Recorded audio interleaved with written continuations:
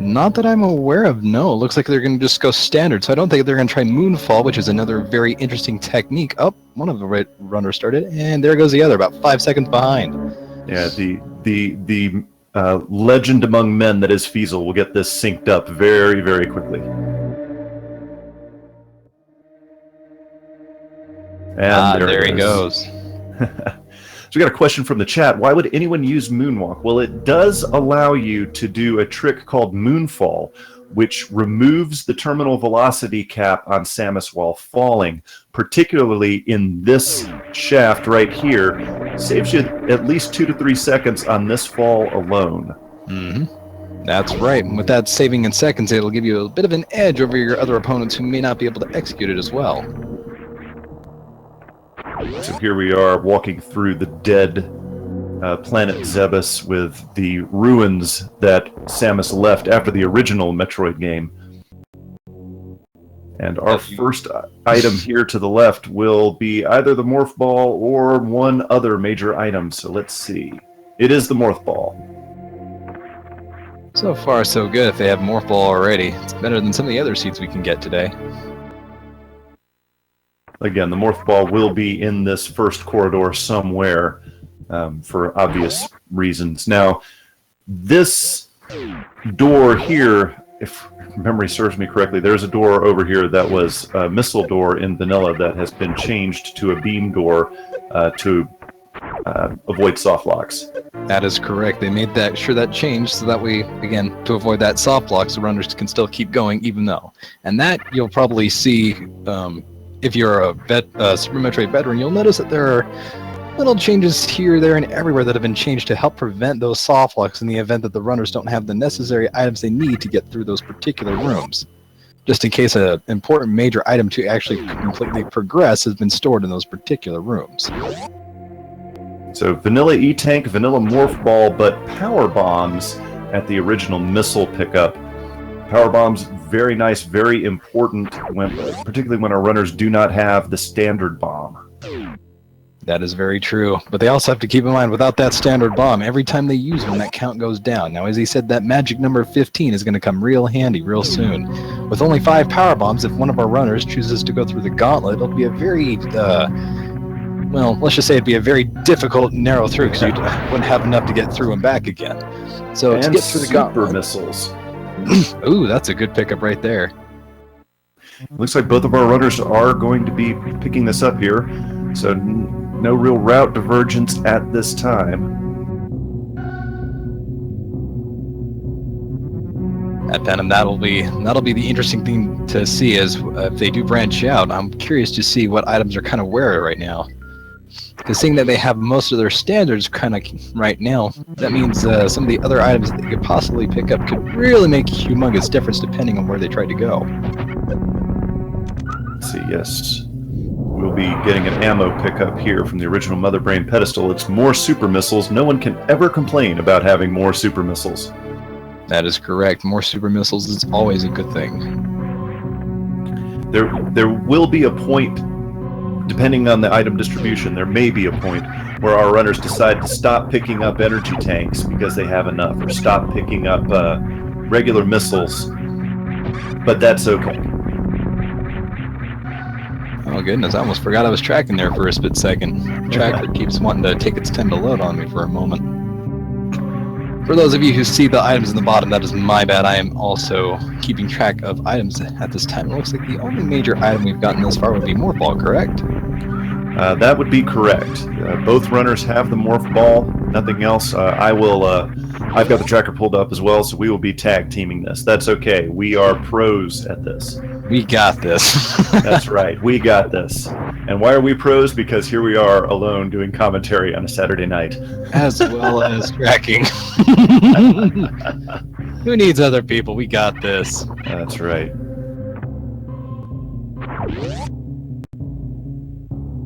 So I like how Linkinitup is kind of trying to take a safety strat there, trying to do up the climb real slow like and taking the pedals, but he's losing a great amount of time, giving Quickie a really good edge on the lead. And ooh, Ice Beam.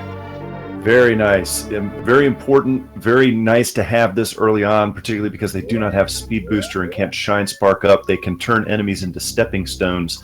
Now, as you see, that was the vanilla bomb location. That Chozo statue usually turns into an enemy, but because they do not have normal bombs, they skip that fight because having bombs is the trigger. Yep, and not having bombs or having it in your inventory does not trigger that enemy to change the rune state, therefore leaving it normal. Looks like QuikEMart, I think, is going to go save the ship, and we'll see if he decides to attempt to go into the gauntlet. It's very nice to have the ship right there because you get a full recharge of everything and a save. And so if you do die in Gauntlet, you just come right back here. Mm-hmm. This is going to be some tricky wall jumping here. Nope, he does not do Gauntlet. So he is deciding against it. I guess with that power bomb count, it looks like he doesn't want to give it a shot just yet, but we'll see. If Linkinitup decides to take that route as well, or just save the ship. Yeah, much easier to do if you have 10 power bombs, then you don't have to worry about farming anything. Mm-hmm. So in Terminator room... Oh, nasty reserve tanks. And Quickie at first looked like he was going to jump over it, but he said, no, why not, just in case. Yeah, because that energy tank could also come very handy if we do get a very unlucky item organization that makes them have to do a lava dive to get into Lore Warfare. So those energy tanks may prove very useful. Nobody wants to have to do the lava dive if they don't have to. Now you'll notice both of our runners here will likely take out... No, okay, Linkinitup does not go ahead and open the missile door to Turian. A couple things. It doesn't really save you much time because it's 6 of one, half dozen of the other. But if you hit it now, you don't have to spend ammunition on it to go into Turian later, which could be significant. Mm-hmm. And not having those extra drops to go back could, well, very well put you in a very interesting position, especially if you have a low super count. Which, by the way, things are looking, it looks like they're not going to have that issue quite yet, but it's too early to tell. There's another major item. It is an energy tank. Oh, golly. Such an unlucky find for this room. I hope this doesn't start turning out to be a very interesting trend. He's followed up with some power bombs and some supers, so now that they have 10 power bombs, it looks like if one of them did decide to go back up and do the gauntlet, they have that chance to do so if they feel comfortable.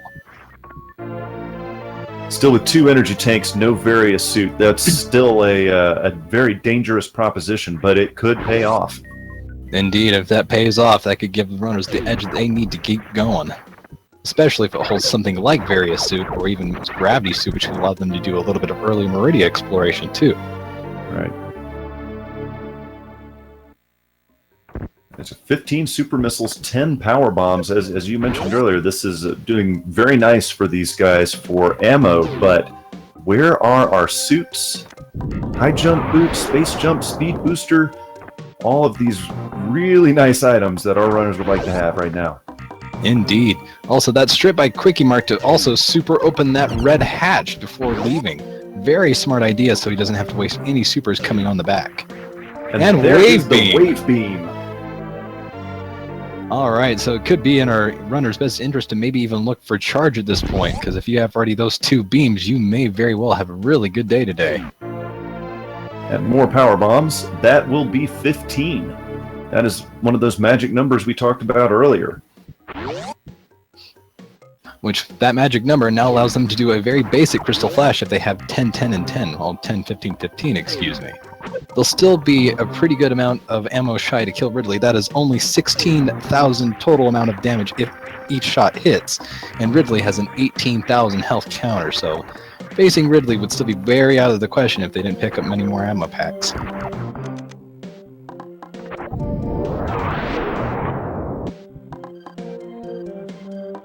Another interesting thing that's specific to the randomizer is that Gravity Suit no longer provides you with any additional protection against lava or acid, nor does it provide any more damage protection. To make up for that, the programmers of the randomizer have decided to boost the protection that Various Suit gives you, making both suits independently significant. Something I found on my personal run this morning, Phantom, is that there is a bit of a caveat to that too.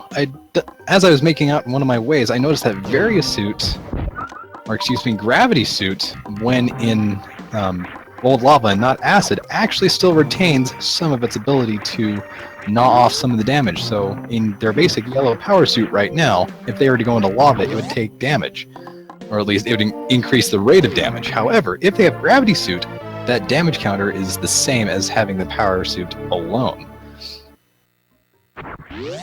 Nice. So this is why it's important to have Wave Beam here in Pink Brinstar, is that they can open that gate with Wave Beam because Wave Beam goes through walls. If they did not have it, they would have to use a pretty difficult super missile trick to hit the gate off screen and open it. Which getting that is also very costly. If you don't get it on the first, second, or even third and so on tries, you're wasting a good amount of super missiles, which could hurt you in the end. But seeing how close the runners are sticking to it actually could be very important to maintain those counters. Ooh, and Grappling Beam. That's going to open up X-Ray, which could also hold another major potential item there. Yes, and in the match I commentated earlier today, the X-Ray location was the Various suit. It was very important.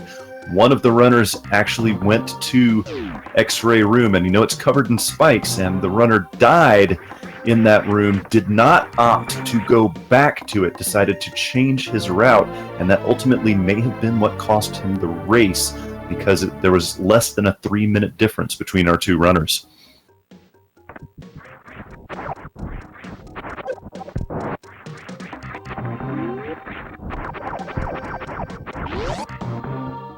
And our runners are kind of high-fiving each other here in Green Brinstar. They sure are. And they are literally staying neck and neck, which means if they keep an identical route on this, even though one's missing out on a very awesome item of Wave right now, it's going to be a very interesting way to see if they're going to stay on this pace together. Even without Wave, Lincoln really is going to have a good chance at staying on top of things, even without Wave.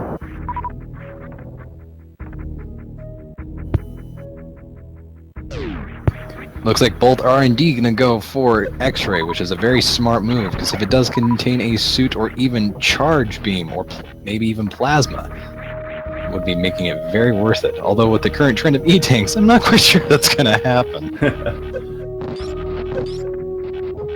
And taking a bit of damage there.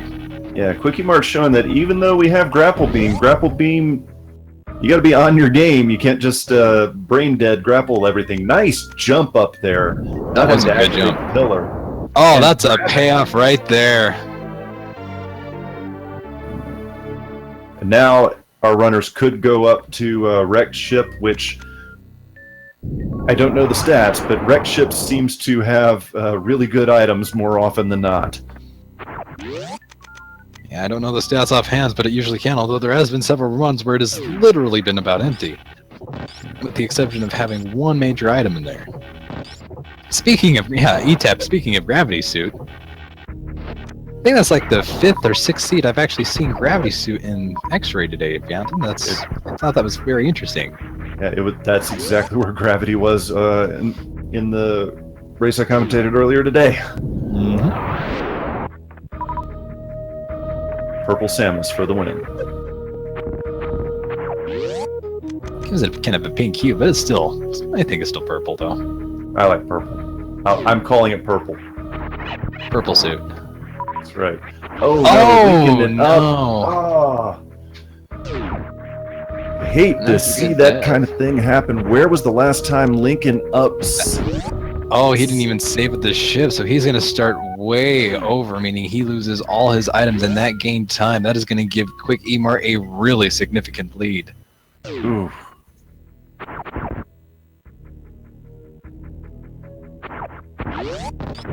Oh wait, he is back at the beginning. Oh wow. Yeah, he hasn't even activated the first room state. QuikEMart, I don't think, got another important item up where Spazer was, so he's just moving right along. Now, yes, this is a huge time loss, but remember, as we said earlier, Super Metroid can claim the life of even the best players at any time. So, and particularly because we do not have a Varia suit yet. So this match is not over with yet, not by a long shot.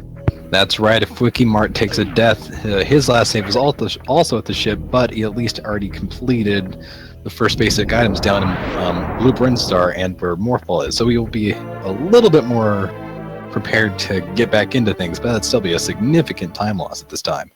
Yes, it will. Link it up, grabbing the morph ball. It's like we've seen this before. Just a little. Right. I guess that was commentator's curse right there. I mentioned how one of the runners earlier today took a death in the X-ray room, and yep, it's all my fault. Blame Phantom Ryu. Commentator's curse. Could just be a case of deja vu. That's right. So, one of the things you see almost every runner do is drop into morph ball mode while Kraid is rising out of the floor, and that is a lag reduction strat. Oh, QuikEMart missing 2 more supers on the Kraid quick kill. And depending on when Kraid's arm and mouth move, well, you can force him to open his mouth, but yeah, depending on Kraid's movements, that can add quite a few more seconds to the Kraid fight. Now, QuikEMart, it's not really affects all that much. He doesn't know that Linkinitup has taken a death. That's true. Although he is now aware he's just taken another reserve, so this is turning into quite the scene. So unless Ice Beam or High Jump holds some very awesome items, this is going to put our runners in a very precarious state. Probably forcing them to decide if they have gravity suits, so they could right now go into Meridia and go check Mama Turtle. And they do have ice, so if they really have to, they could do an ice clip. So there may be a good chance that we may see an earlier Meridia. It's looking like a distinct possibility. Keep in mind, the sea that I played earlier, Varia's suit was over by Shack Tool, which would be where Spring Ball's located, way out of the way. Everyone loves the Shack Tool. Shack Tool is quite the enigma. Oh, another energy tank. What is this luck? So it's looking more and more likely that they may have to go into the wrecked ship, or they may have to go into Meridia and try and find some items. Now, he does have 4 E-tanks, so this could possibly mean he may have to do a possibly required Hell Run, which would be very interesting to see, because with only 4 E-tanks, he barely skated out of there, but with some reserve tanks, he'll be in the clear at least. So he's choosing to head into Norfair rather than head up to wrecked ship, but heading up to wrecked ship means you have to encounter the Graveyard of Empires, aka Phantoon. And Phantoon, particularly when you do not have Various suit, can deal out a lot of damage really fast. That is very true. And with the current amount of A-tanks he has, he'd be able to hold a pretty good chance, but he can only take a few hits. High jump. Oh, there we go! That's a good item to have right there. Without a doubt. It is now officially a speed run. We have the Speed Booster.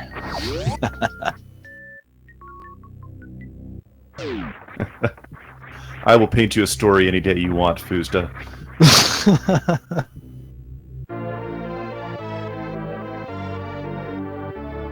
Maybe we could both paint him a story. Give him quite the story. Well, looks like he's got Ice Beam back again, which is always a nice thing to have. Indeed. Taking a safety save, that's a smart move right there, QuikEMart. You never know what's going to hit you, so it looks like I guess he's going to maybe opt in to do a Hell Run? Possibly. I was like... Oh, go ahead. No, I was just saying possibly, we shall see. He may do a miniature Hell Run trying to go see what's in ice, which is a very smooth move. I would like to see more runners take on Hell Runs just to go see, because that gives not only a good amount of practice, but it could potentially pay off big time, especially since there's more possible bigger items that are down in, say, Bubble Mountain or worse. It looks like he's having a little trouble getting up and getting that morph ball. Yeah, he's going to have to be very careful here. I think he has 2 reserve tanks, though. He does have 2. He's running it a little close there. Yes, very much. And Spazer. Oh. Now it is very much in their interest to try and look for Charge Beam. And he's manually refilling his energy with his reserve tanks here. It looks like he didn't even have a full 2. It looks like he had a barely 1, so he's gonna not make any mistakes here, and taking damage is probably not the best idea to take right now. No. He's gonna make it out, though. He is gonna make it out. So, there's a lot of hate towards Spazer because it doesn't really give you any concrete and discrete advantage, but it does up your beam power significantly. And so if Charge Beam is nowhere to be found, it is kind of nice for standard enemies. Won't help you against bosses at all, but anything to increase your beam damage is always nice to have. Always. He does have Speed Booster, it looks like early, so he may just very well go either to Bubble Mountain or go face QuikEMart. We'll see. Looks like he is going to opt out to go and choose to head to Bubble Mountain. Yeah, that is a great question, and it's been answered. But I do just want to point it out in case anybody is watching this and not watching the chat at the same time. Right. The question was, why would QuikEMart turn off Ice Beam? And our folks in our chat are dead on that. For many enemies, Ice Beam makes them take an extra shot to kill, because the first shot will freeze them, allowing you to use them as stepping stones. But you can't one-shot anything with Ice Beam, so it actually ends up being a little bit slower. Right. And it looks like QuikEMart's going to go ahead and maybe fight the Crocomire. I'm not quite sure how that's going to turn out for him, but that might be an interesting mood. He does have Speed Booster, and I don't know if he does not have High Jump, so this could be a very interesting idea. Without High Jump, he's not going to be able to fully clear getting into X-Ray, so this, seeing what he will do after that. He does have plenty of supers to Green Gate Glitch, though. That is something he does have.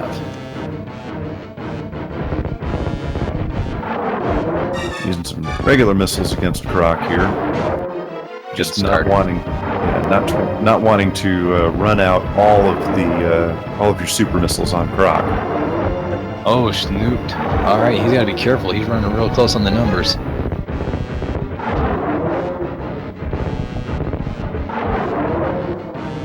Just one more push back. There you go. This fight's good. Let's see what the reward will be. Ooh, bombs! I don't think anybody would ever turn those down. Yeah, especially not having to completely rely on power bombs. Yeah.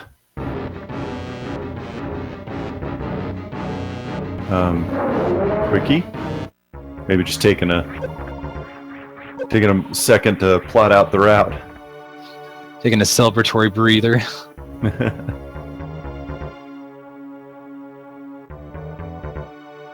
So this time QuikEMart actually does have enough supers, power bombs, and missiles to effectively take on Ridley. However, with the amount of energy he has, getting a hell run into Ridley would be very, very difficult, not to mention, even if he had a good amount of E-tanks. Without Varia, he's pretty much sitting duck and having to play a really defensive game if he did decide to go down. Yeah, he'd have to do a perfect lava dive. Mm-hmm. And that's only getting into the entrance. That's right. Doesn't mention, not to mention the worst room in the game and Ridley himself. Mm-hmm.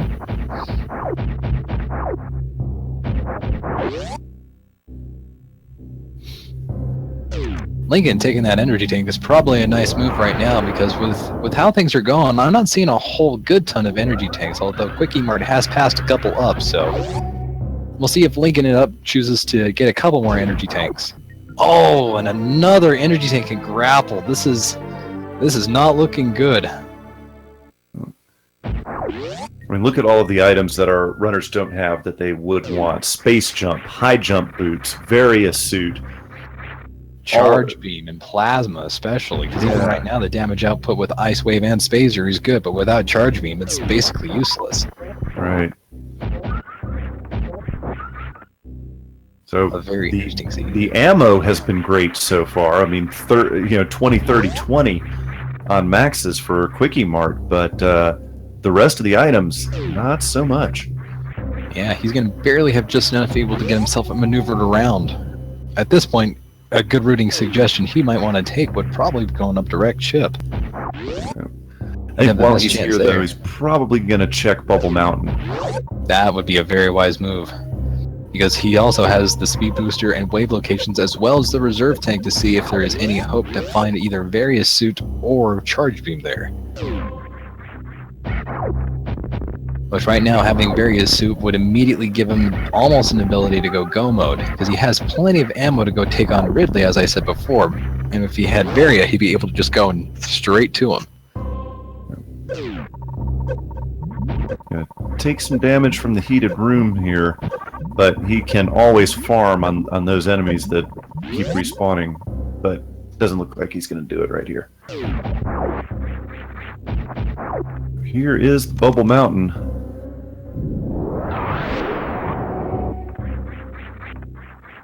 No high jump boots, but wonder if he... Oh, Linkinitup taking a lot of damage again. Oh no, not again. Oh, barely. Oh man. At least he's got some reserve tanks, but he is really fighting it close there. He is. Maybe we should change. Maybe I should change the nickname of X-Ray to the Graveyard of Empires. Yeah. At least early on. Wow.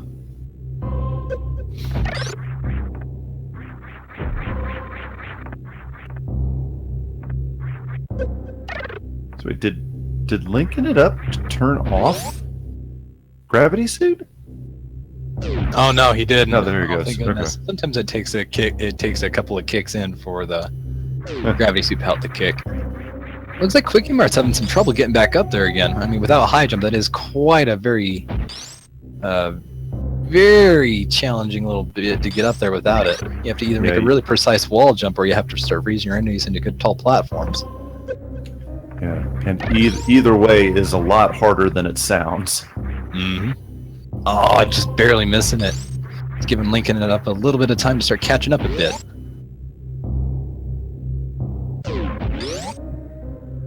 And so if you wonder why he keeps going back and resetting, is that even if he did kill one of the enemies there, they always start off at the same pattern. So oh no, he almost had it. He should be able to. He should be turning off Speed Boost right now, because having Speed Booster on without high jump boots do indeed reduce your overall jump height. So that's probably what's kind of hurting him right now.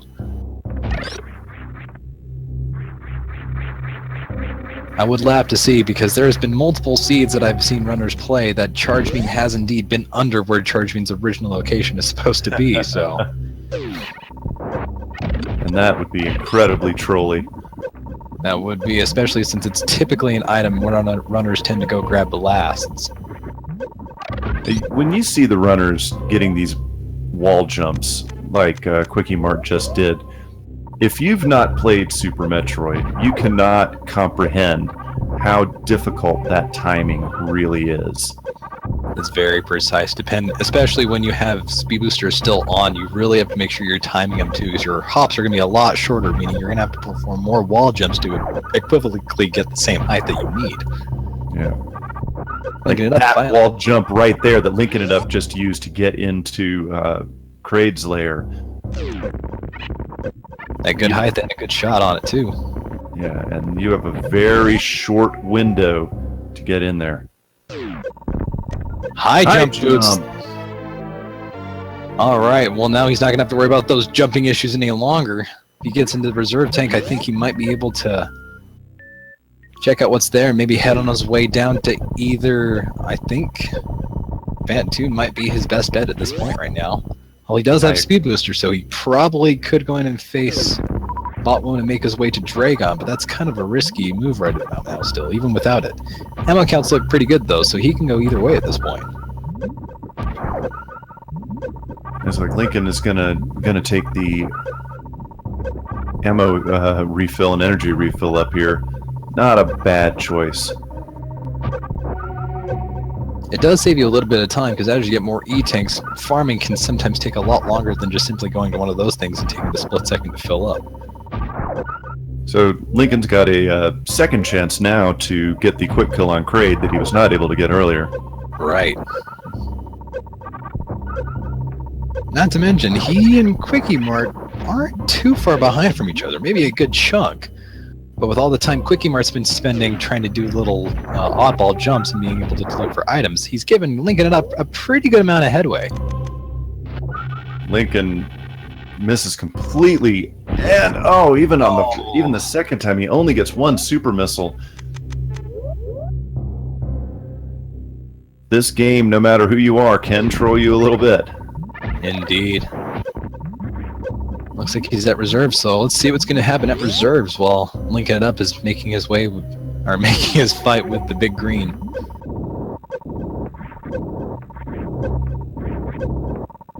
Oh, another reserve tank. It's becoming ever so apparent that maybe heading up towards wrecked ship may have been the best idea first. Might have been. I kind of feel bad for Linkinitup here. I think he actually fired a missile that should have hit Kraid, but I think Kraid was off screen when the missile should have hit. Yeah, and he is out of all. Oh, he got a pack of 2. He better not waste them. Luckily you can. Yeah, luckily you can still get those. It's awful. This delay. I know, it's just enough. Oh, some good drop. Oh, he didn't get the rest of the drops there. It could have been very, very helpful to him. And the disappointing reserve tank after the fact.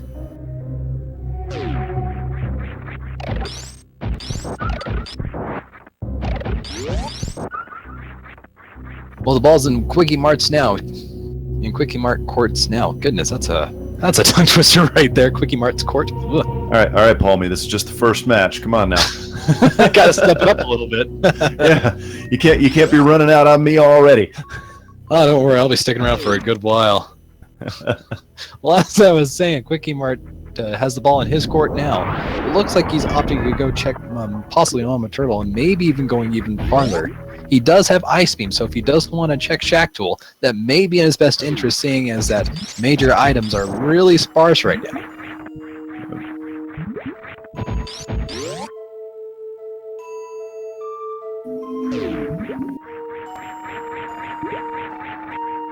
With that sound effect, I'm pretty sure that's what our runners want to be like right now. Yeah, that was, yeah. So there's if you couldn't tell, there's a highway right behind my house.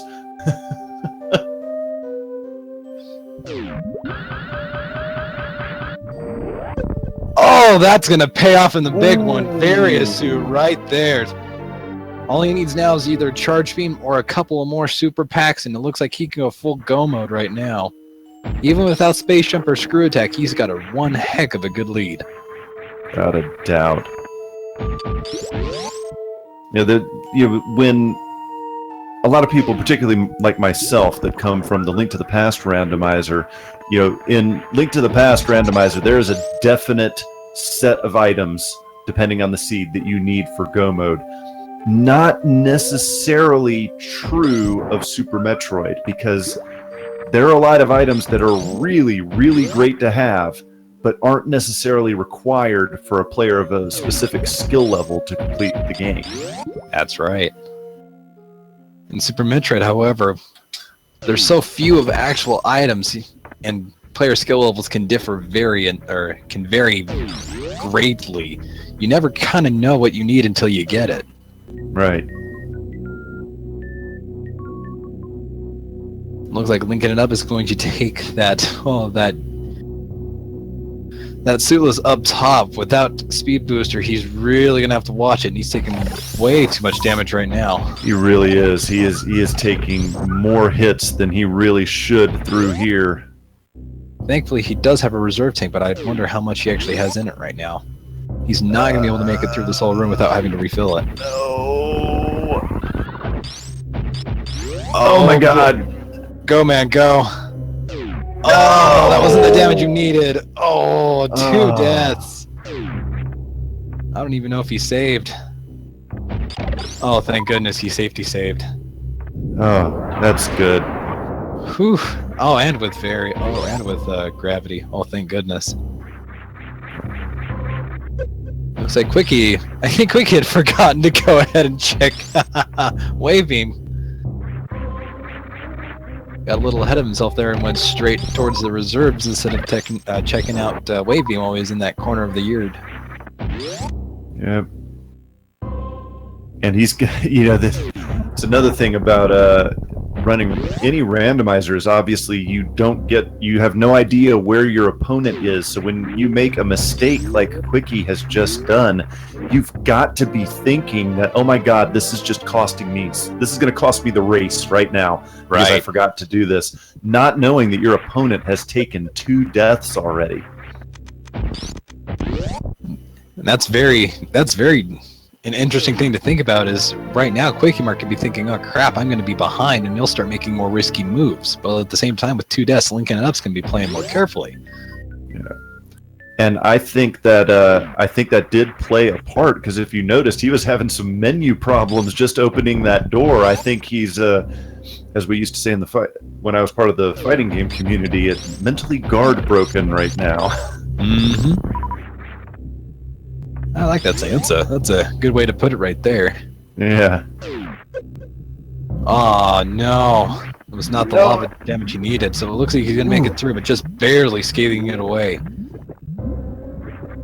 Linkinitup, why you have to give us heart attacks like this, man? Keeps the runs interesting. It's a very, oh my gosh, ESAP. It's a very interesting thing to consider. Are you kidding me? The dad jokes. I thought I was the only dad in here. The varied jokes will continue on being a variable amount of impact. The beatings will continue until morale improves. Quickie going down to Ridley's lair. Wow. That's a ballsy move right there. Without charge beam, he's really going to have to make sure his item count stays pretty top notch. He does have bombs. Well, looks like he's going to do... Let's see what variant he's going to do. Is he going to do... Oh! Wow. Beautiful! That was a beautiful one right there. First time, first jump. Yeah, fantastic. Right there by QuikEMart. But he, as you mentioned earlier, his Ridley fight is going to have to be really, really on point. With his current totals, 25, 30, 20, correct? Roger. So, thankfully, he can do a maximum damage output of 28,500. That's 10,500 extra damage, or the equivalent of 17 supers. So he does have a pretty good amount of margin room, but he has no room to make too many mistakes. Without charge beam, the moment he runs out of ammo and power bombs, it is curtains. Trying for the gate clip here. Now it's always best to take this a little bit slower than he's taking it right now, because too many Quickie attempts and you're just going to be wasting out all those supers. Oh wow, that fire off to the right. Yeah, that's unfortunate, because as you were just discussing, even with your quick damage calculation there, and that's why you're here. I'm the lawyer because I can't do math, but it's going to be very important for him to farm up more ammo as he's doing now, because now he has only about half of the missiles that he needs. Right, and just so you can have a little bit of math on you too, missiles themselves do 100 points of damage. Super missiles do up to 600 damage, with power bombs giving out about 200. And there is the screw attack. She slices, she dices, she even makes julienne fries out of space pirates. Nah, that's the kind of meal I want to get myself into, Phantom. This is the best commentary I think they're going to have today. Oh, whoops, wrong. I hit the tracker, gave the screw attack to the wrong person. Let's make sure that we're doing this accurately. Oh, that's right. Don't want to start giving people items they don't even actually have yet. Yeah, well, the seed control the runners, but the commentators and the trackers shouldn't be trolling the chat.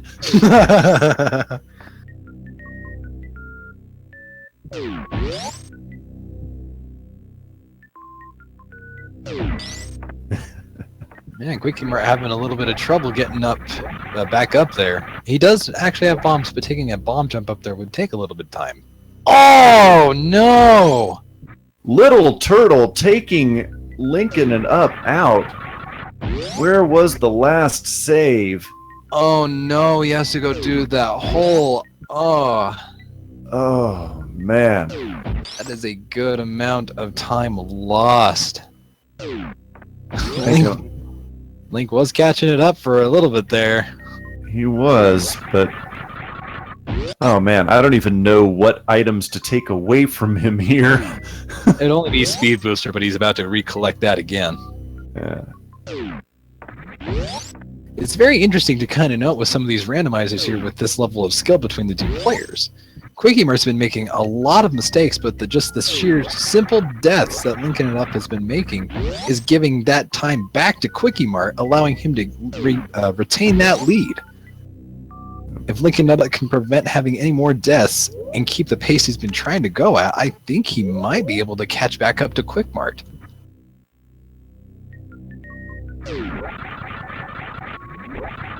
Now, what would also be interesting is if Linkinitup decides to head direct ship before he heads down to Ridley. Depending on what items are up in the wrecked ship, might give him a little bit better time. For example, if he gets Plasma Beam and Charge Beam in wrecked ship,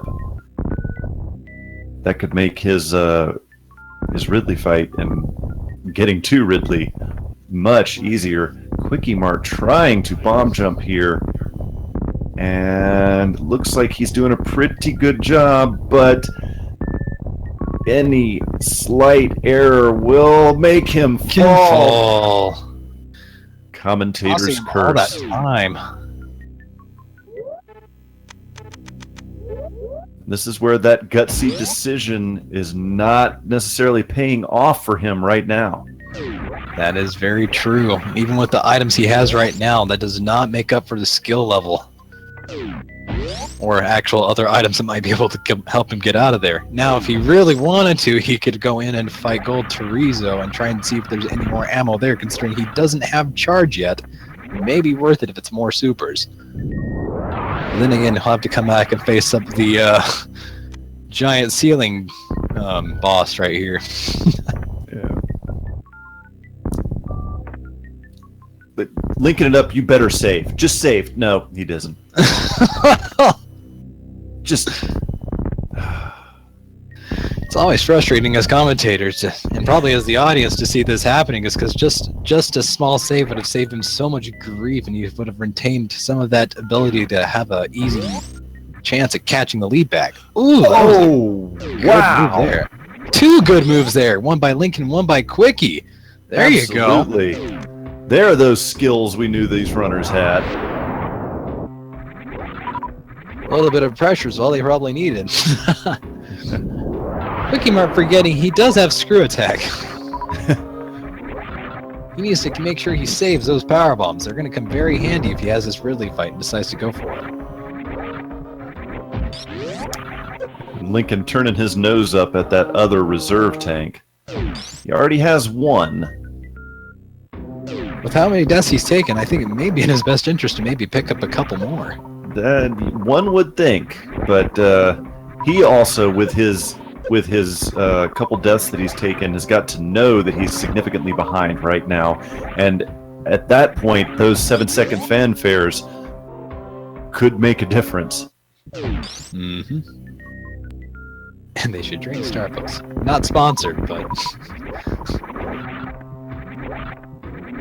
Starbucks doesn't sell what I'm drinking right now.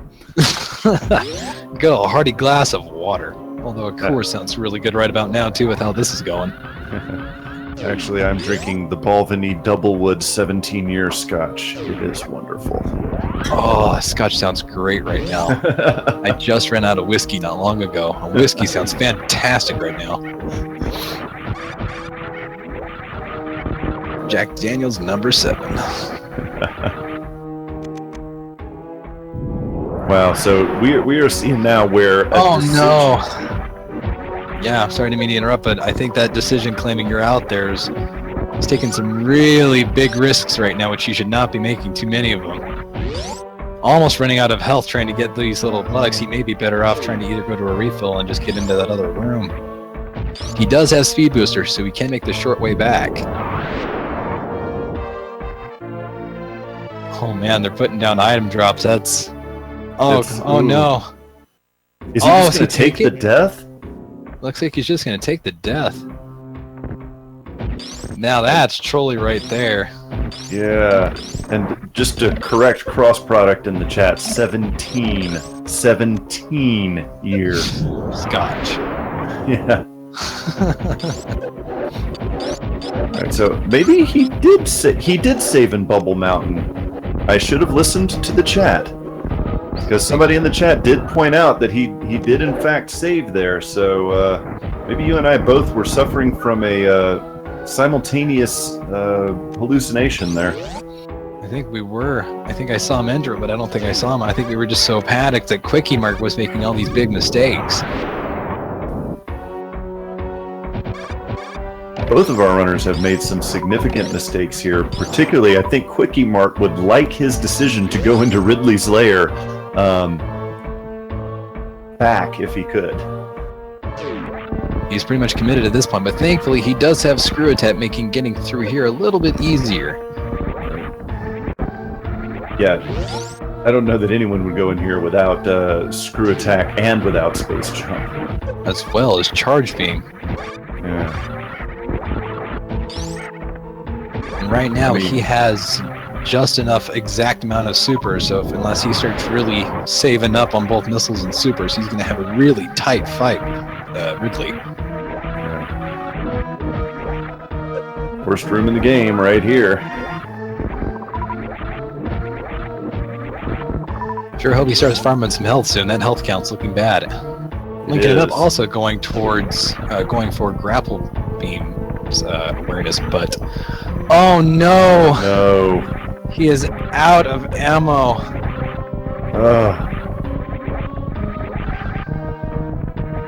He has a chance to get some back, but the game itself is trolling the living bejesus out of him, not providing any ammunition.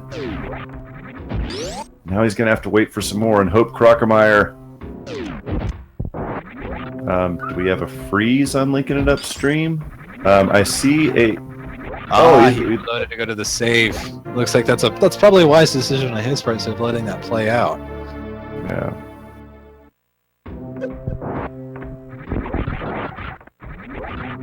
Oh, I see now. His item count's very low too. Yeah.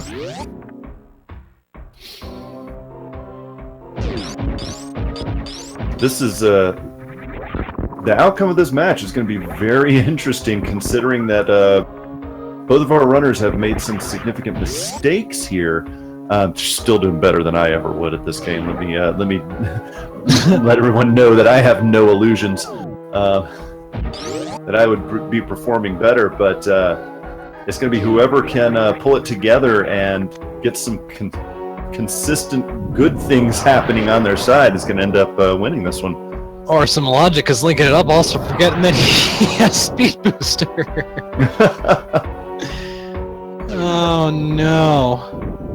He's taking the hard way out. He doesn't even have bombs. Oh man. That's what I call dedication. Well, does he have speed booster? Yeah, he does. He does. I was just thinking between all of the deaths that he's taken, I was wondering if we had forgotten something. He's just accepting another death. Goodness. Yeah. You gotta wonder if he thinks that there's no way for him to win at this point, not knowing that his opponent had some very significant troubles in Lower Norfair.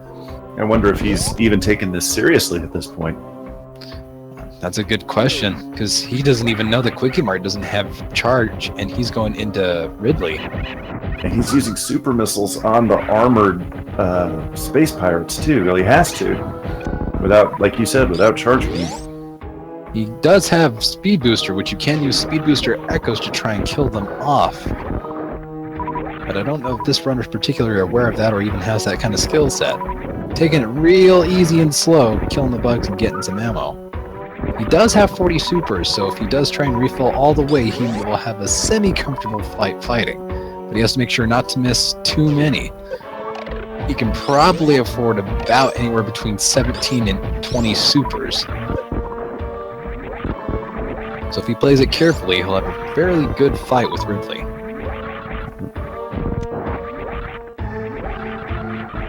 Looks like he is going to farm here.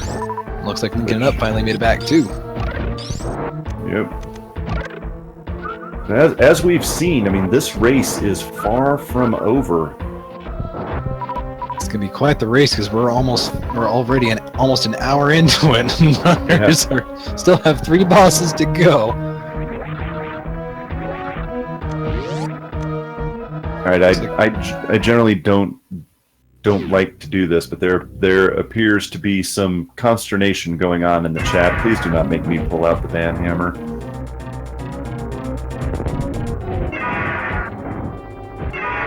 Or make me pull out the band hammer.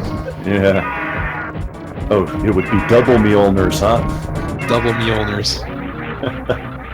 One for the back, one for the front, one for a good cuss munch. That's right.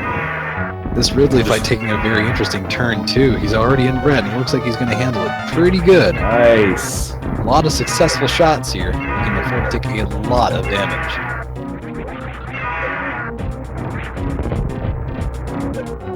Yep, Very and Ridley nice is down. Done. Clean fight. Cross product has a sword. Ooh, that's right. Cross product has a banhammer.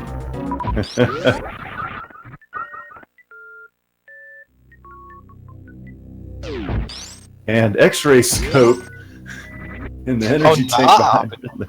Not opting to pick it up. That's... I don't know how many runners realize it yet, but if they did happen to get charge and plasma, having X-ray might be of some value when facing a certain Meridian boss, because it is one of the faster ways to take it on. Not to mention, even though the runners do have grapple beam, it still would be a little bit more health effective as well as time effective to use the X-ray glitch against a certain boss.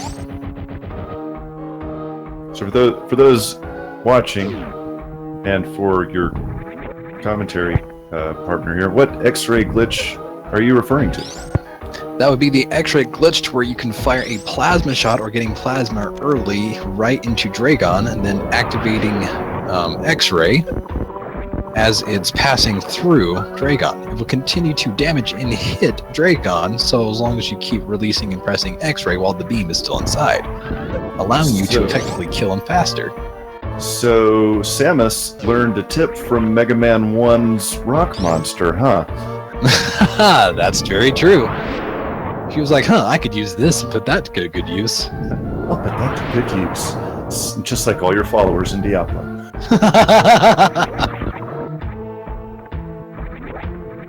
That was Diablo 2. That's right. That was Diablo 2. Just like exploding cows, that's always nice. Geets, exploding cow, or Geets. Was it Geets stuff like that you can find as an actual weapon? Just some side commentary? I don't even remember anymore. Meanwhile, Linkinitup looks like he is going to be heading over to... You gotta think he's heading up to wreck ship from here. And he does have speed boosters that may pay off in the end, but as we've seen, Variasuit, I don't believe he has Variasuit yet, so he will still take a good chunk of damage from Vantoon. However, it could be a potentially good payoff if charge and plasma are up there, as well as space jump too, making getting through Meridia a little bit easier. Had a bit of technical difficulties with my stream. I just refreshed, so I hope that I'm synced up with you, Palmy. You are indeed, because mine also took taking a bit of a turn too.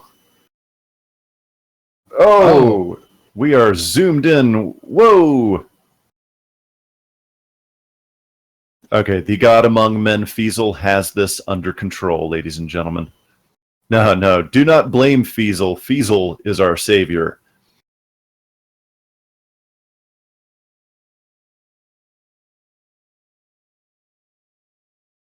Who got second? Whoa. There we go. Are you guys okay? No, we're not. Not we're at just all. commentators. That's right. You can't. There's definitely something wrong with us, but that's all right.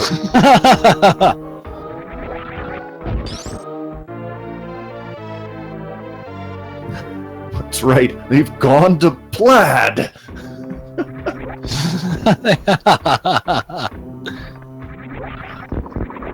Diesel for Prez. That's right. QuikEMart finally making it out of Norfair. Well, at least lower Norfair and back into upper. This will also give him a good chance to decide whether he wants to also go into the wreck ship or go straight to Meridia. With his current equipment set, I would highly advise going into Meridia.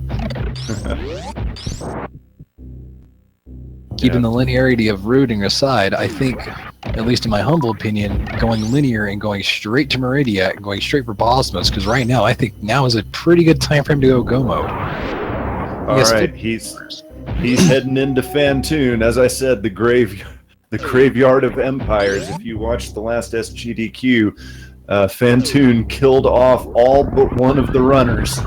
So. CIX, or IX, I don't even know how to actually announce that. Wow, I'm also getting tongue-tied. Blech. Do you think that Linkinitup's just kind of threw in the towel at this point? I don't think so. I think he's still giving it his all, even though both runners are already an hour in. It looks like routing differences will still make up a pretty good portion.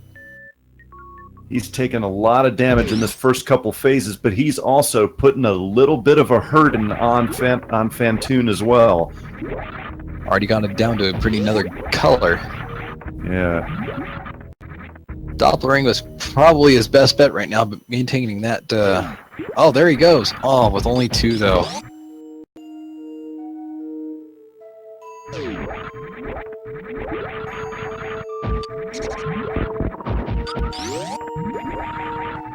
I keep holding my breath whenever I see a runner at Fantoon early. So. Oh, me too. Especially when they don't have Varia and can take full amounts of damage. That's where I get nauseous. He's looking pretty good, knock wood. Meanwhile, Quickie heading down into Meridia. And it's about to be a Batwoon fight. He better be very careful. He's got a good amount of items, but he has to be sure not to waste too many. Is he going to go down Meridia or check Sandpits? Oh, he's going to head up and maybe possibly check Sandpits too. He does have grapple, so he can't easily go into Shaktual. It's true. And so far, so good. Again, knock wood for Linkinitup here. Fantoon is a nice red color here, so... And there it is. The count. Fantoon is good to go. I can stop holding my breath now.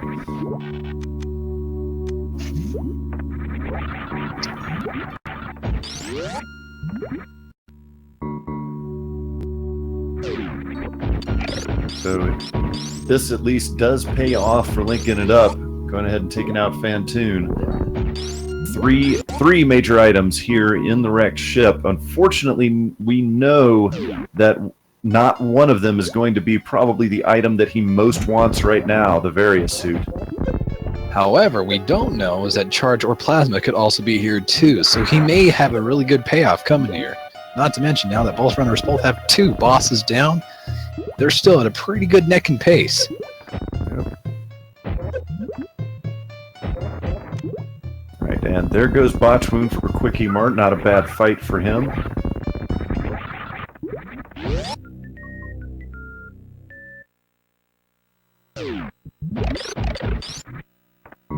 Oh no! Charge beam. Oh, and there's Plasma on the same screen. Oh no! Oh, that's so trolly. How it pains to be both a commentator and a viewer at this point.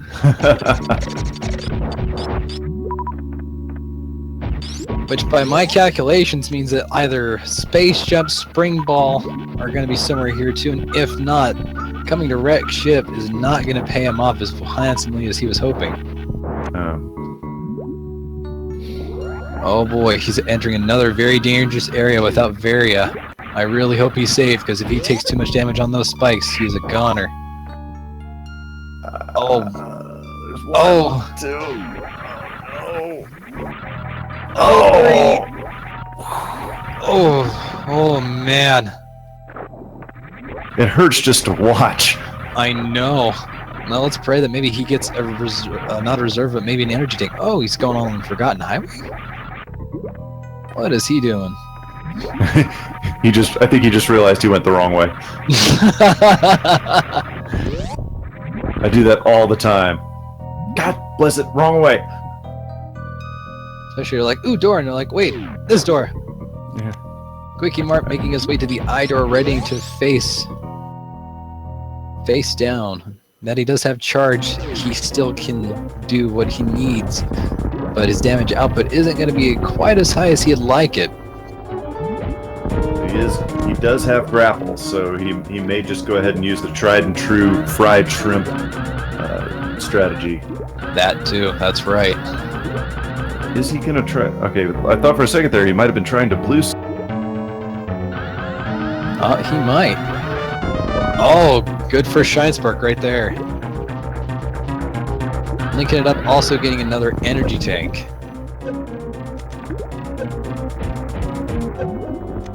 Hope I didn't lose you, Phantom. No, not at all. I'm here. Oh, excellent. Kind of cut in a little, in and out of that. Goodness, you almost cut in and out for me a bit. Oh boy, Meridia Boss is down. It looks like he's in full go mode. Little does he know, Plasma is up where he's going to be headed next. With Dragon down, he's only got one boss left, giving him a very solid lead. It's an energy tank. Oh man, that's a troll. He certainly has enough to. He certainly has enough to get through Turian and the end of the game, but I might have taken that energy tank just to have at least one full row, particularly with no reserves. Oh yeah, to shore things up. Yeah. What I am happy about is this particular lineup of people we got here have very similar not only play style, but very closely identical skill ability too, making this a very entertaining match indeed. Absolutely. I'm pretty sure on their next match, on their next seed, if they can refrain from taking too many deaths, I'm pretty sure they'll be neck and neck, and Linkinitup still having a shot at making it up in the brackets.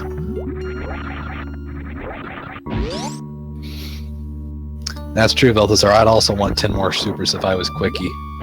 Yeah. Because right now with 14, it's a little bit uncomfortable, although with 60 max. And so he has found.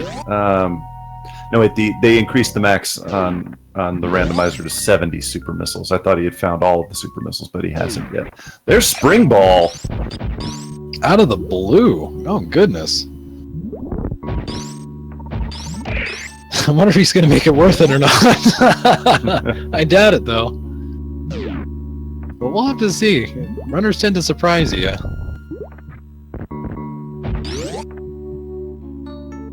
So Linkinitup is going to head on here. He's definitely going to get the Spring Ball. Probably going to check Gravity, hoping for, or Vanilla Gravity location, hoping for another major item. But, you know, it could be the Space Jump, which would be very helpful. Space Jump would be very, very helpful right now. Linkinitup saying, I am not going to use the grapple beam through here. I'm just going to do it the quick way. And now we'll do some Samus bowling. Like I said earlier, it just looks like this Chozo statue is getting ready to roll a strike.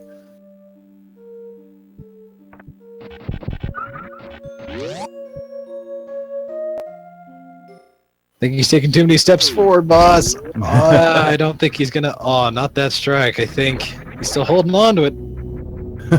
There goes He's the floor going under his shoe. through the floor. Now that's a bowling strategy I haven't seen. Looks like he is going to go for spring ball. Not sure how well it's going to get used, so it may end up being more of a waste of time than he needs, but right now I'm not quite sure where his skill level is going to end him up, so it may very well help him, but I'm not so sure.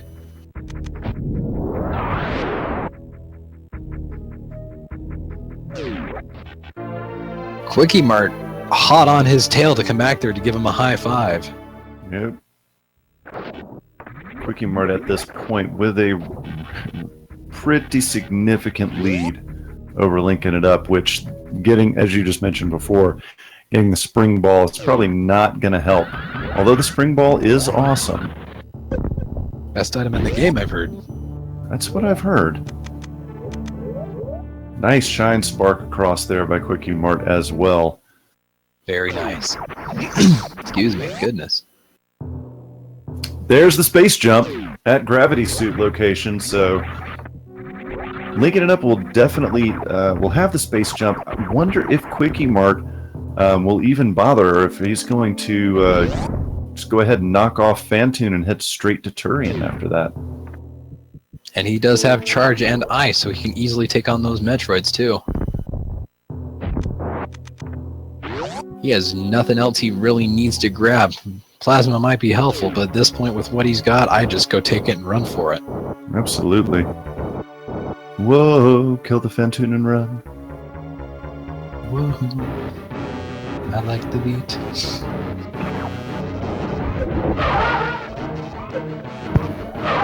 He's gonna use the wave beam combo. It's named for X Factor. There you go. Although we've already missed two of them, so he has to wait until that other one hits.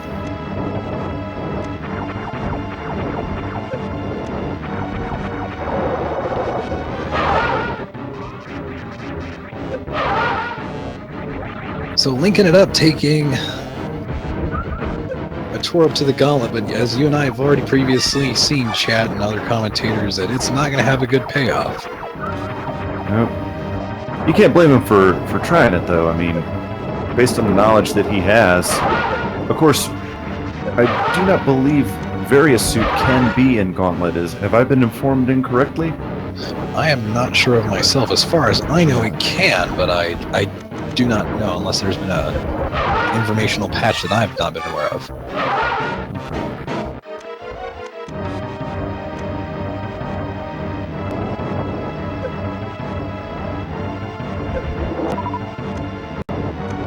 Several round Phantoon for QuikEMart, even with his current equipment instead, still taking a lot of good time on Phantoon, but I think with how ready he is, all he needs is his super to finish him off. And, well, there you have it. Yep.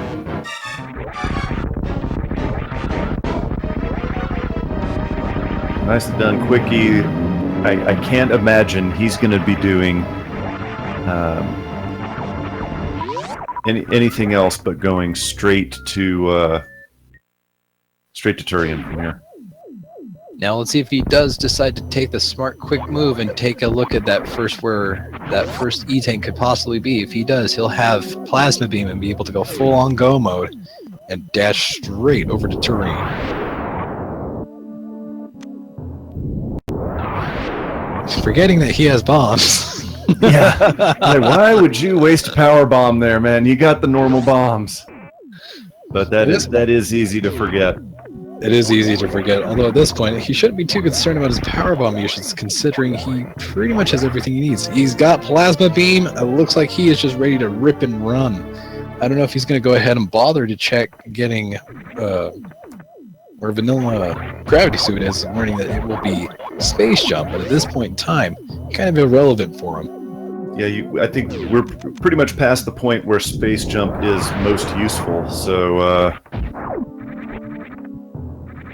we'll see what he does. Looks like he is just indeed and go straight to terrain. This mound is going to wrap right up comfortably. It's a darn shame. I think Linkinitup and QuikEMart would have been neck and neck had Linkin not taken all those deaths. Yeah. No, without a doubt, and that's why I am very much looking forward to the second race in this series, because if our runners can can avoid the deaths and mistakes, I think the next race is going to be very, very exciting. And very, very close, too. These guys were pretty much almost synced up room per room up until a good 25, 30 minutes in. Or, excuse me, 15 minutes in until after Linkinitup had his first death.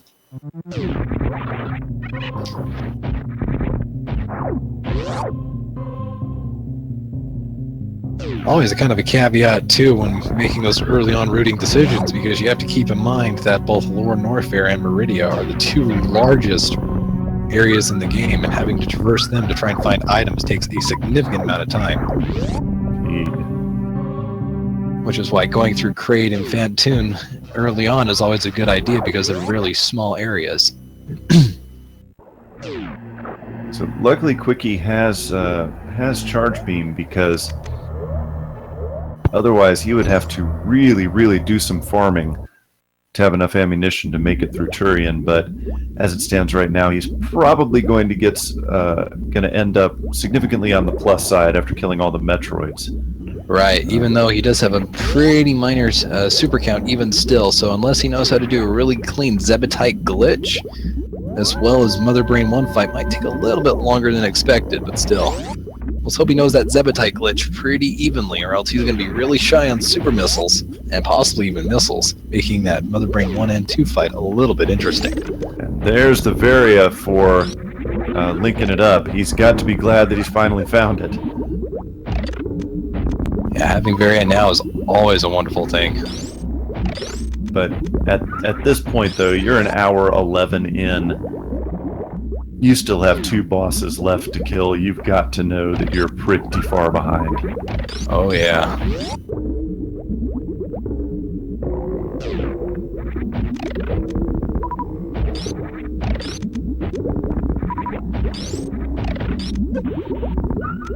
Quickie making pretty short work of the Metroid rooms here.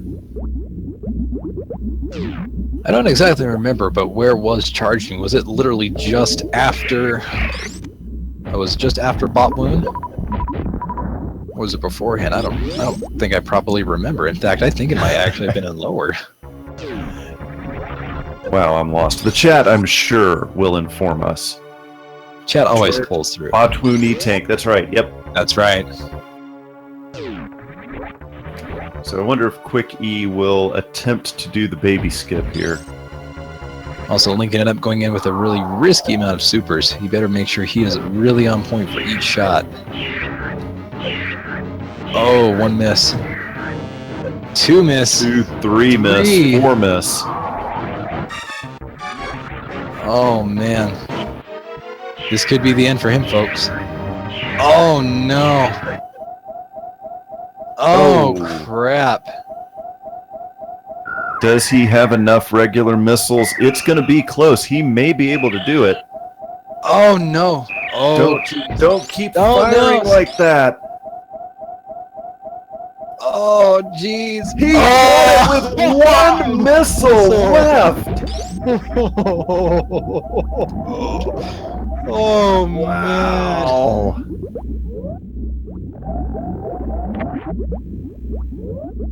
Oh, this is what item rounders were made for, right here. That's Item rounders right. were made for this very reason. Seeing close matchups or close endings like that, cliffhanger. Doubt.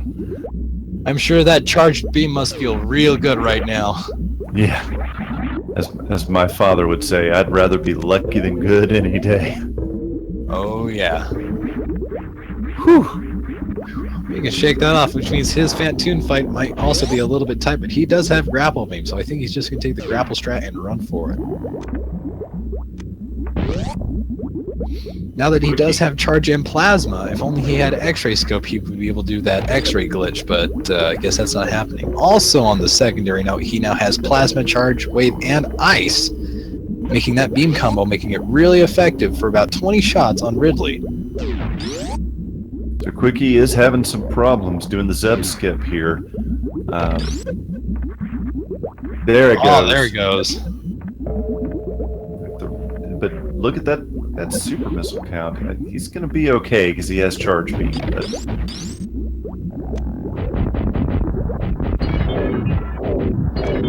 take out all of his normal missiles on Mother Brain 1 here. He shouldn't destroy him, he should just leave him frozen. Alright.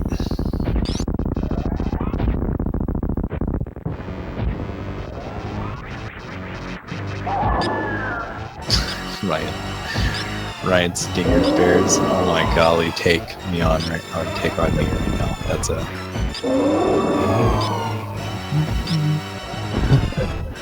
If my daughter wasn't asleep right now, I'd do my rendition of that, but it'd be really loud and it'd probably wake her up.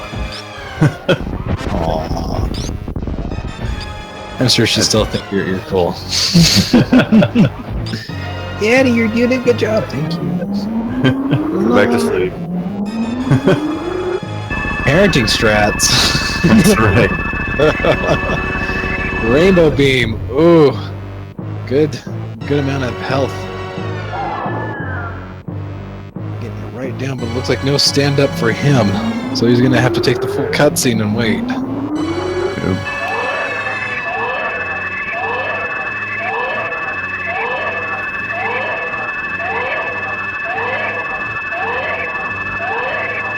I gotta say, this was a very interesting first match and seed. So I think for our next seed, our runners are gonna be really pumped up and prepped and ready to go. They should be. I just hope that Linkinitup, who has taken quite a few deaths in this run, doesn't get frustrated and doesn't let what happened to him this seed affect his performance next game. Because as you have already noted very astutely, is that both of these runners have very similar skill sets, very similar routing, and but for a couple mistakes that he made, which he can avoid making next game, they would be absolutely neck and neck at this point. Exactly. Not to mention the amount of mistakes that QuikEMart made, even without deaths, was still leaving a very good chance for Linkinitup to catch up. So I think maybe if Linkinitup can avoid deaths, and if QuikEMart makes the same amount of mistakes that we've seen him make early on this run, I think Linkinitup might be able to shore up the rankings. Maybe force a game 3. Oh my gosh, a game 3? That'd be amazing. Missing a couple of those hyper beam shots there costing him a tiny bit of time.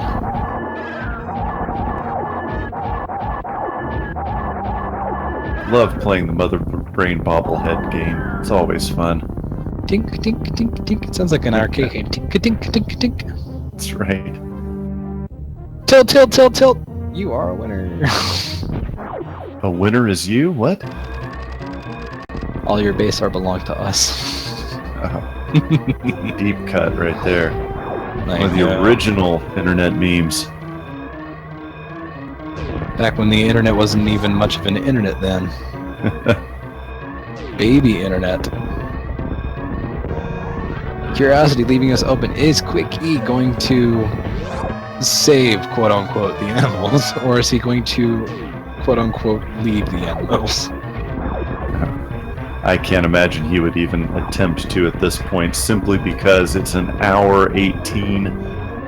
Your opponent hasn't done yet, and you're probably waiting to get sniped. Little do they know. That's right. Little do they know.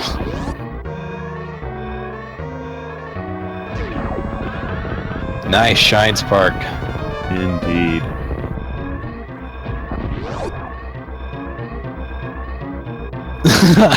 Yes, save the animals. The equivalent of the validation chest. That's right. And we're not going to get into the argument about how in a 100% run you have to save the animals. We're just not going to talk about that. But this is not at all a 100% run. That is it, ladies and gentlemen.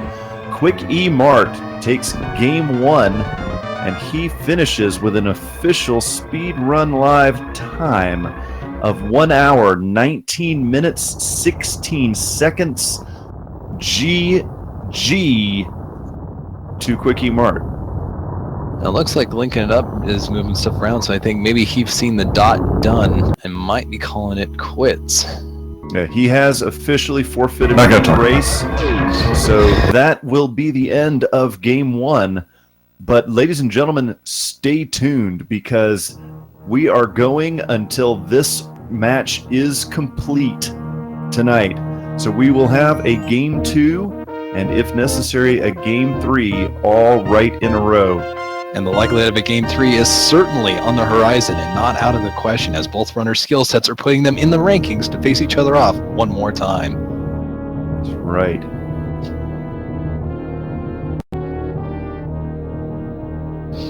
So in the middle of the setup time, you might as well go take a quick break, bathroom break, lunch break, dinner break, wherever you're at in this time, and maybe give these runners a nice follow.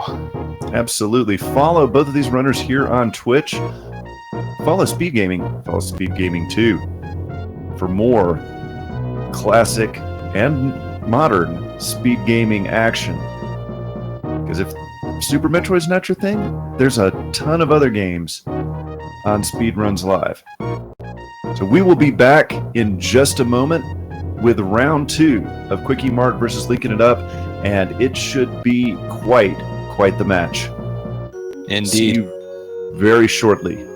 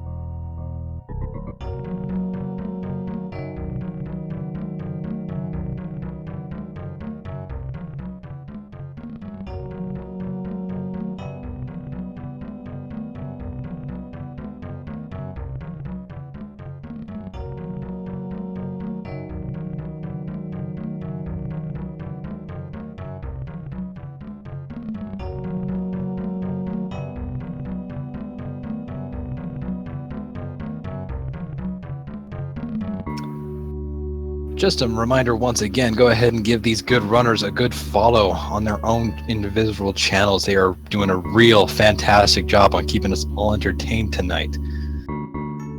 Absolutely. Both of these guys are working real hard to provide you with entertainment tonight, and they deserve your eyeballs and some follows and some support.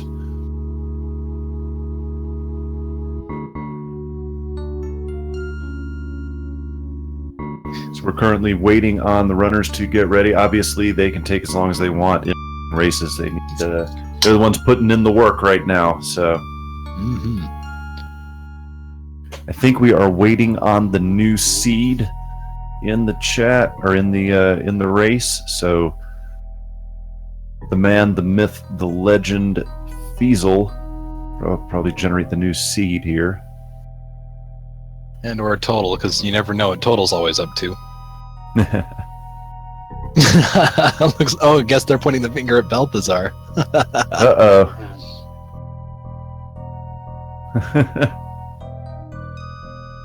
One of those diffusion of responsibility things. Are you going to do it? No, I thought you were going to do it. Oh, well, shit.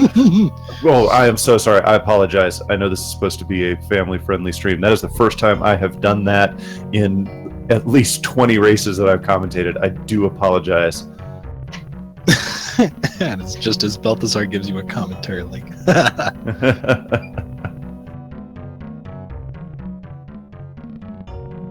Moving on to my Coors and my beers, I'm going to go ahead and try this one my roommate handed me not long ago. It's Phillipsburg Brewing here in Montana. It's a Tramway Rye Pale Ale.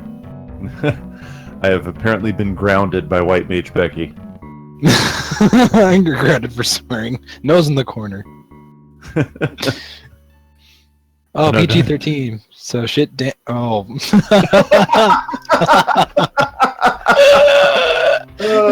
Okay, we are both fired. We need to go find. We need to put a ad in the commentary section on the Discord. We need 2 more commentators because Phantom Ryu and Palmy have been fired. F for fired. That's right. F for fired. 7:35, but kids nowadays sleep at night. You never know. Got him. With how our job's doing, we'll be thweatin'. Thweatin' real good. Ooh, that pale ale's not too bad. Got a little bit of a bite to it. Aged a little bit, but it's pretty good. Alright, looks like oh, nice custom logo on the SD2 SNES there from QuikEMart. That's very cool. Team QuikEMart Racing. I like that. Yeah. It's always nice to see when runners really take themselves fairly seriously, making a nice setup for a good life goal. I like that. A lot of dedication by these workers. Once again, 3rd time around. Make sure you give these guys a follow, like as you just saw on I guess on Phantoms, but on our other runners, putting in a lot of work on their speedrunning and doing a lot of practice. Oh, without a doubt. So it looks like they've got the I would just like to announce before we get started here that I have the greatest wife in the world. Who, because you mentioned beer, Palmy, I did text my wife and ask her to bring me a beer. So Sleepy Frau is the greatest wife in the world. If you've ever been on my channel, you've heard her providing co-commentary with me on my Twitch channel. So I just got a shout out to Sleepy Frau.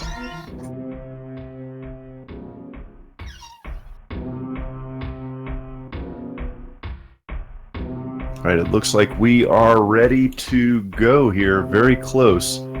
Our runners have readied up in the SRL room, and here we go. We will be getting started very shortly here. So this is it.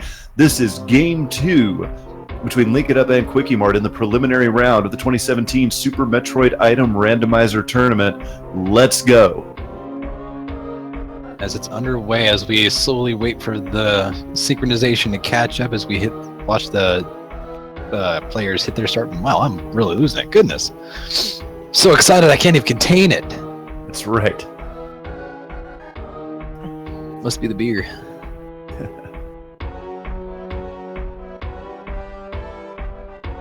That agonizing delay. There they go. And Feasel dropping the knowledge in the chat about how Super Metroid was one of the first games to get a randomizer, which just kind of blows my mind that just whoever thought, hey, let's shuffle these items around and see what happens. But whoever thought of it, I love you, man. That would be Desi Rect, I believe. Him and a couple other guys had. Yeah, because I remember when the first few versions of the Super Metroid Randomizer came out. Ooh, nice little fall there. Yeah, but the early randomizer editions were developed and programmed by Desi Rect and the Metcots community. So everyone give your love and thanks to Desi Rect, because without him, this particular randomizer would probably not have been possible, as the other programmers of this particular randomizer still give credits to him, as they use his base for this tournament. That's right. I believe he's also responsible for the Legend of Zelda Link to the Past randomizer as well. That is true. First item is... oh boy, E-Tank. This is going to be interesting. Sync spin. That is true. I like the synchronization on that. Absolutely. So, for once, let's see. Well, we know where the morph ball is now. It's going to be up on the roof, I bet you. Yep. Something tells me. I don't know how I... Oh, first try! Very nice. But done. QuikEMart. Linkinitup says, I'm not getting the damage boost here. Oh, I thought he was going to go get the missiles over there, but it looks like he is not. He's going to try again. Now, a lot of runners will go ahead and leave and re-enter to reset the... yeah, see? Yep. Even reset the room here. What a lot of runners may not know is that if you can't do the Rio strat effectively, you can always wait for the gamer. Oh, there he goes after re-entering the first shot. Good work. Nice. The other way to do that is you can wait for the gamer and just make sure your back is facing right towards the morph ball, and as the gamer is on approach, you jump up, and right as he's about to make his way to the morph ball, you jump up, take damage from it, and it'll corner you up right to that item every time. It's a really simple setup. Again, thanks to Total on that one for making an actual post out in tutorials just for that one particular area. Thank you for reminding us, chat there. We keep forgetting we are the ones responsible for the tracker right now. We normally have somebody else running, and it is usually a anonymous and thankless job because it is so important to the experience of watching a rando run that. But normally we have a third party running it, but it's me and Palmy that are running the tracker right now. So thanks for the reminder. Yeah, Tavish Gamer is a great backup. Ooh, nice super missiles right there. So it looks like Linkinitup is taking a little bit behind, but it's not enough to really make it distinguishable yet. Both runners are still in a pretty good pacing upon each other. Yeah, as we saw last time, anything can happen in Randomizer, so no lead is really safe. There is no safety. There is only Randomizer. That's right. There's only RNGesus. Pray to RNGesus, live the RNGesus. That's right.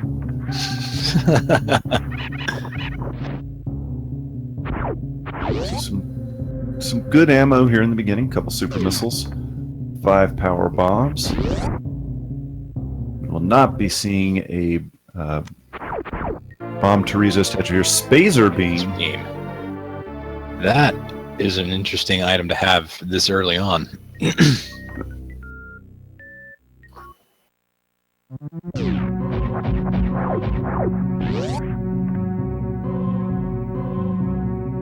Linkinitup having a bit of a hard time with. I think you and I are going to go on the same page. It looks like without a doubt.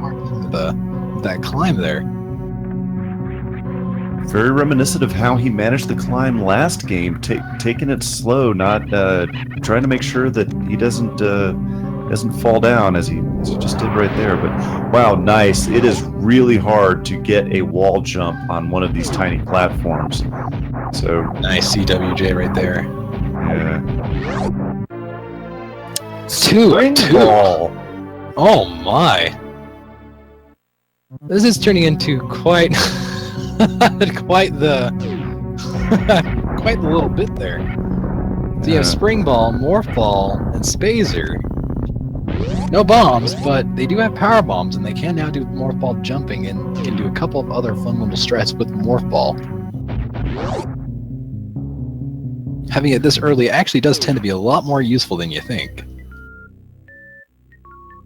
This seed is a meme. That's right. It's a meme seed.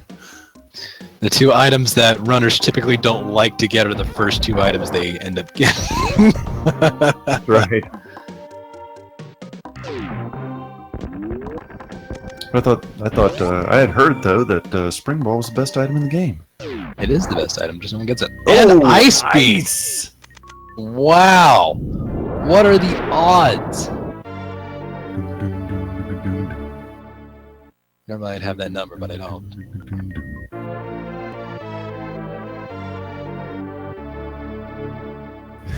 This seed. That's right. This seed. That is like the ultimate meme of Randomizer in general. This seed. This seed. Oh, I clicked the wrong one again. It's kind of hard when you're like trying to focus and make sure you're getting both people. Goodness. Yeah. Or when you have two people running the tracker and you both click it at the same time and you sit and wonder why I thought I just clicked that. Exactly. That intermittent just amount of lag. Yeah.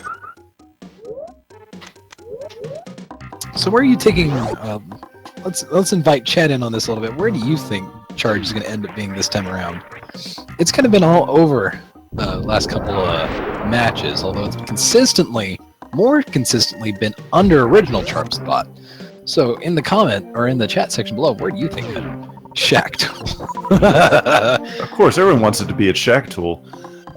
I would like to see if this Sheed. Oh, wow! Speed. Got to go fast. Certainly is going to go fast because right now he's got a good amount of items right now. Only a couple more before he can really go mode. If he can get Charge, Varia, and Gravity, I'd say to start go on full go mode right there. Charge at Ridley. That would be entertaining. Although I don't know if that's possible or not. I don't see why not. It's a major item. That's true. It would force our runners to collect a whole lot of ammunition. Although what I'd like to see is where it was on my side, I'd like to see Varia right back at Shack Tool. That I'd love to see that again. That would be a real interesting lineup. Balthazar, one of the admins, saying yes, it can be at Ridley. So Charge has the possibility of being behind Ridley, which would just be terrible.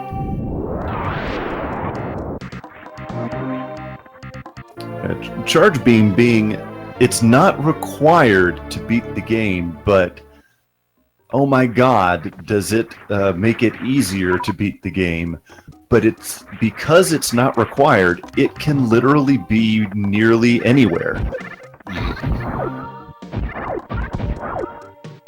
Meaning it can be like the ice rod of the Super Metroid randomizer. If anybody's familiar with Link to the Past randomizer, the ice rod can be the most trolly item if it's required in that particular seed. So We're all on the same page. QuikEMart going to try for this glitch here. A little sharp, but I think he got it. Yeah. Unfortunately, the stream that we watch, the commentary stream, does not have sound, so we can't tell if the gate has been lifted or not. Don't think it was worth it at all because it's just another E-Tank. That's like a really early sad in 90s band song. Is just another E-Tank. I know, this early though, I don't think you'd turn your nose up at an E-Tank. Right, especially since you don't know what's going to lie up ahead. Because you never know if suddenly the game's going to take a turn and make you either do forced heat run or forced Meridia, which is still, by the way, enabled.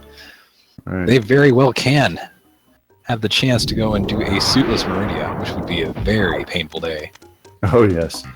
So Lincoln here having a bad day with RNG, trying to get a power bomb, is just not getting it. Yeah, that's what one of the issues I ran into too. Is once you're out of power bombs here, you either have to go back up to the ship, or you need to try and farm some off of those fire fleas in the room off to the left there, which is probably his best bet. Or trying to go up to one of the Kagos, I think they're called. Big old green and red things that you shoot them and little things pop out. Those are probably his next best bet. Oh, QuikEMart having some problems with the Shine Spark in here. I can relate. One of the reasons I have never tried to run Super Metroid is that I am almost physically incapable of doing a Shine Spark, but Plasma Beam! It pays off in folds! Wow. Oh yeah, so it's now in his very best interest to keep his eyes open for charge. If he finds Wave, he's going to have a good beam combo, and if he can get it early on, that'll give him a hell of a lead. Or excuse me, wow.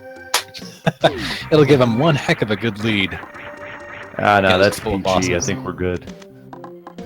Just checking. I never know. Chad's always liable to get on my butt. Fired. Right, so Linkinitup does finally get his power bomb, and wow, the time he spent farming for that power bomb is given QuikEMart quite a lead here. But again, don't think that lead is safe. This is still Super Metroid, and remember, we have found 0 suit upgrades. Not to mention, they're literally rooms away from each other. That's right. So if he can only find one more power bomb, or if he can make the jump and midair morph right through, he might as well just pass on through. But as we've seen, that would not be in his best interest, as Plasma is right on the way, as well as Speed Booster.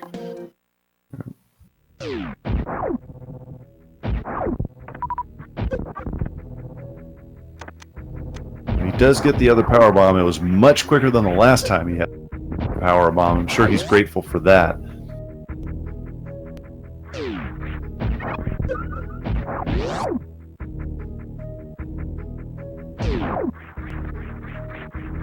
Right now, he really would need power bombs, because getting that speed booster early would be in his best interest. But since he has none, it looks like he's just going to pass it on and go on to the next. Oh my gosh, wave beam! All the beams early. Oh my gosh. He is loaded. He is locked and loaded. Without a doubt, and it is awful that Linkinitup had such bad RNG getting refills on power bombs, because he's missing out on speed booster now, which also means he's missing out on plasma beam. Wow. Two things he would really need right about now. Without a doubt. That is. If he doesn't get any power bombs and make his way on back, it looks like QuikEMart's going to have a very significant lead. Because making that backtrack all the way back there is going to take a good chunk of time. Thankfully, he is going to get wave beam, so he's going to have a little bit of a reprieve. This just goes to show you that RNG can make such a massive difference, particularly in a randomizer. Because as well as item execution too, to add on to that. Yeah.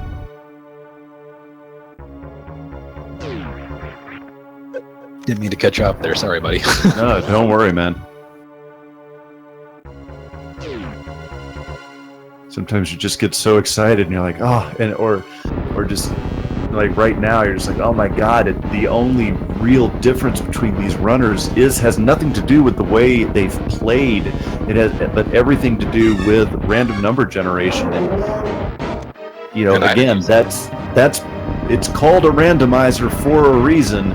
But sometimes it's just painful to see a runner being behind through almost literally no fault of his own. Yeah, it's Osty's comment. Yeah, he's got a good point there. All these beams in charge will be the last place they check. Yeah, I wish that was the truth. X-ray scope. Oh my. Wow. Having it this early, that Dragon fight, if they choose to use it, would be a very handy fight.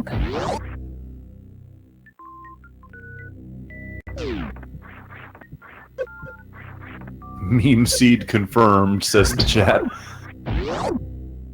Getting all of the funny items out of the way first. There is something I am going to note here, though.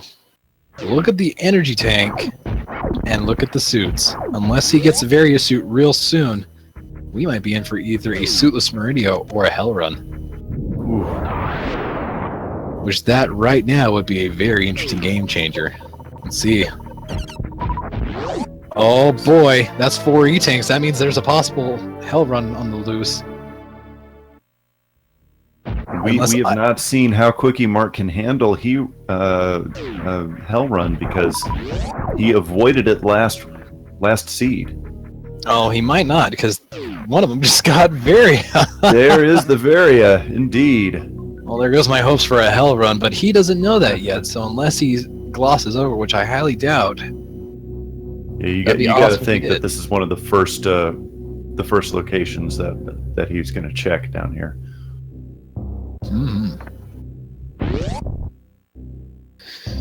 All right, chat.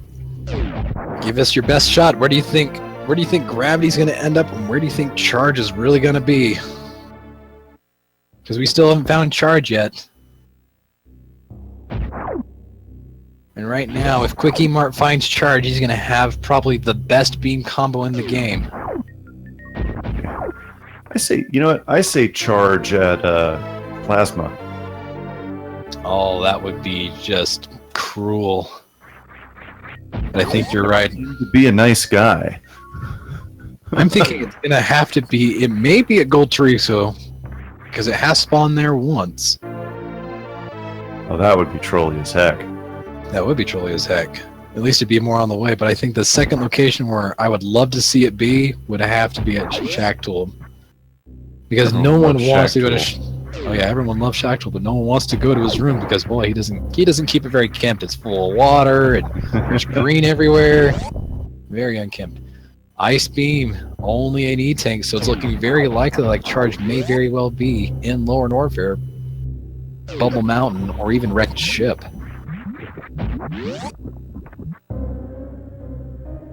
Both our players doing a high five here. Really are. Doing a good exchange there. High five. Guess you could say they were linking it up. I'll be here all night. I wish I had a cricket soundboard right now. That was definitely a worthy dad joke. Ironic is that you're the dad and I'm not. Balthazar. Boo! That's right.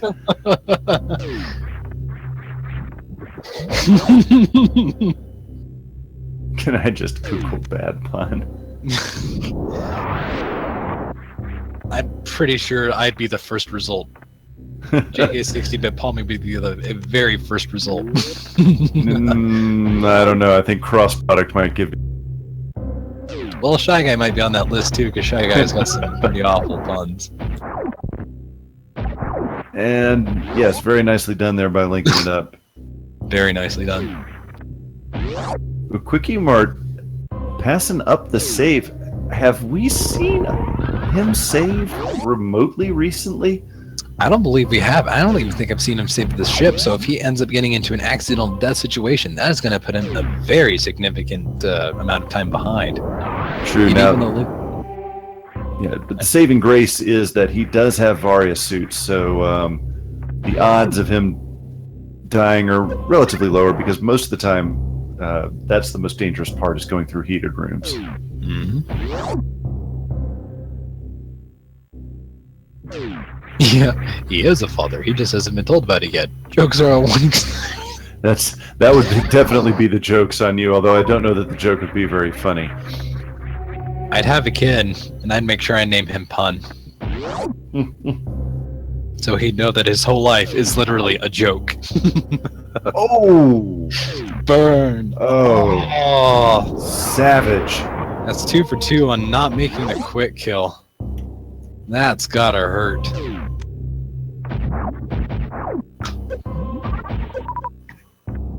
Those extra seconds are gonna definitely cost him. So QuikEMart is farming something here. He's got a significant amount of supers. It might be power bombs, because I think he might have... Oh, that's right, he doesn't have charge. So it looks like he's deciding to go make it into QuikEMart. Taking his chances and seeing if charge is going to be down there, because it looks like he's going to be on the hunt for charge as well as possibly even gravity.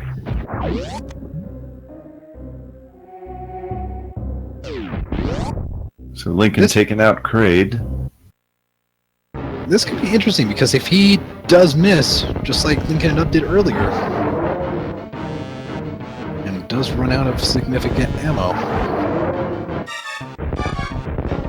20 super missiles ought to be more than enough to take out QuikEMart. Oh, like 18. He had 18. Yeah, looks like he's very in sync, so it looks like that's not gonna... Oh! Don't want to speak That too was soon. his curse. Oh! Losing a little bit of ground there. I think he's got this. Yeah, he's got this. Ooh. It'd be nice if he cut it close. Oh, just a reserve tank. And how much damage do you take just trying to get to this reserve tank? Quickie, you gonna be alright there, buddy? Oh boy, that's a good amount of energy right there. Oh, this could be interesting. I just remembered he doesn't have high jump. He does not. So I'm able to get up to where Grapple Beam's location is. He either has to make a really interesting Shine Spark maneuver over there, or take the easier way and do a gate glitch. With his current super count right now, I don't know. He'd have to make sure he really gets it good. Looks like he's going to try for the Shine Spark. I have gotten this once in my life. Oh, cutting it close. Looks like he's very close. Shot. He almost had it. Yeah, he's giving himself a bit of a time loss though, but he looks like he gets it this time around. I think he's got it. What mystery item is he going to get today? Just some pity missiles. Oh.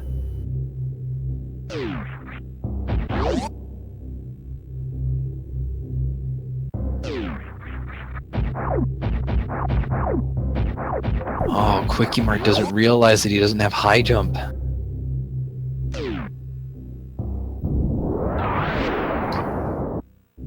So he's going to hit the speed booster here, but he's not going to have enough height. Oh no, he does have enough height. Okay. I wonder how he managed that. It's very nicely done.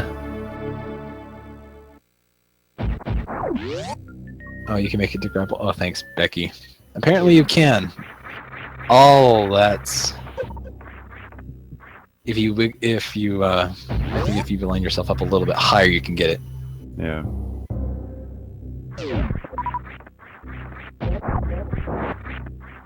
Sadly, it wasn't all that worth it. Yeah. Good question by Cinecid. Oh my gosh, could you pronounce that? Cinecidex? Cinecide X, I guess. The general requirements for Go mode, it kind of varies on the comfort between runner to runner. Typically, though, you want to have charge beam, and then your suits, and then, depending on your comfort and skill level, as soon as you have those two and a significant amount of missiles to take on, or super missiles to take on Ridley and Mother Brain, that's when you kind of can consider it Go mode. Yep, as Asa says, charge in a suit and plenty of supers. That's usually your base requirements thing, and that's bare minimums running it really heavy. Like typical runners I've seen thus far, they typically like having at least a beam combo of 1 or 2 beams, that being charged in one other beam, or having at least 35 to 40 supers and a very similar amount of missiles and power bombs. I would like to say, though, while you were explaining that, Palmy, QuikEMart was just owning some of these wall jumps that he needed to make without high jump boots. Very nicely done by QuikEMart, showing off some. Look at those wall jump skills. Amazing. Man, they're really close. Linkinitup heading into Speed Booster only to find out that it's an E-Tank. Ooh. Bulba Mountain not being so bubbly after all. Now, and remember, Linkinitup did not go into the vanilla energy tank room in Pink Brinstar, so he does not have Speed Booster. Which also puts him at a loss to not have Plasma either, which is below Charge Beam. That's right. Yeah, so apparently it looks like people were asking questions about why they keep aiming Samus's arm up and down. The arm pumping moves you forward 1 pixel each time, so over the course of a run, it can save you a couple of seconds. There's the charge beam! He's going to be in full go mode now. All he needs is gravity, and he's going to be rip and go. He's got all of his beams. Man, Reserve Tank's going to be very worth it.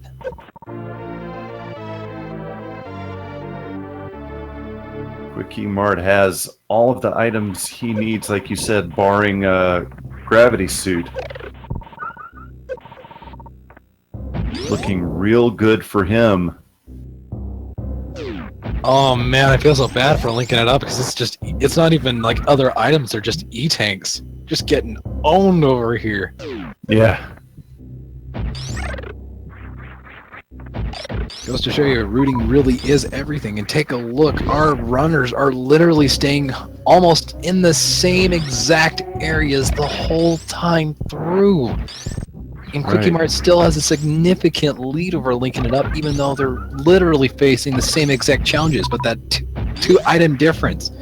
If Linkinitup had kept more supers, or excuse me, more power bombs, he would have been able to go both find he would have been able to go and grab Speed Booster as well as Plasma. So QuikEMart only having a very slight upper hand, even though they're hitting the same rooms and areas. But those small crucial differences, including having charge, is what's giving him a bit of an edge over his opponent right now.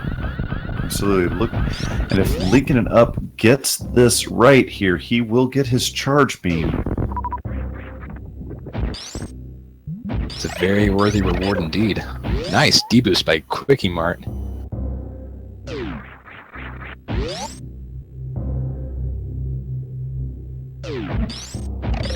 At Wolf Insanity, Lava Dive is the entrance to Lower Norfair. If you're old school like me, entrance to Ridley's Lair. That's right. NES Ridley's Lair. That's right. That's what we kept calling it when this game came out too. It's like, okay, well, that's Ridley's Lair. So Lincoln's going to be very happy here to find his charge beam. Oh, definitely. I'm glad he made that up there too. Which does beg the question. They are in Upper Norfair right now. What do you think the chances are of them, Phantom, going into Lower Norfair both without gravity and without high jump? As Balthazar in the chat noted, it is a very difficult thing to pull off going into Lower Norfair without those two crucial items. I very seriously doubt we'll see QuikEMart do it, because even though he won last game, he jumped into Lower Norfair without screw attack or space jump last time, and it took him a significant amount of time to make it through there. So I don't think he'll do it this time. But remember, Linkinitup is down 1 game. He stands to he will lose this match, so he may be willing to take that kind of risk. That is true, and having that kind of risk could give him a different edge, because keep in mind, they still haven't found gravity yet. And without gravity, it's going to make getting into Meridia a very painful place. So depending on where gravity tends to end up, Linkinitup may just have a bit of stroke of luck come his direction. Looks like he's kind of contemplating it. He doesn't have Speed Booster, but looks like he's going to go and make his way into Croc and see what's there. Sadly, not a whole lot. No. But it is one of those things you have to check because you know there is a major item there. Or two, now that I think about it.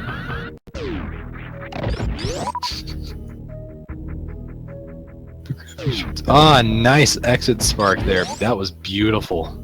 Very nice.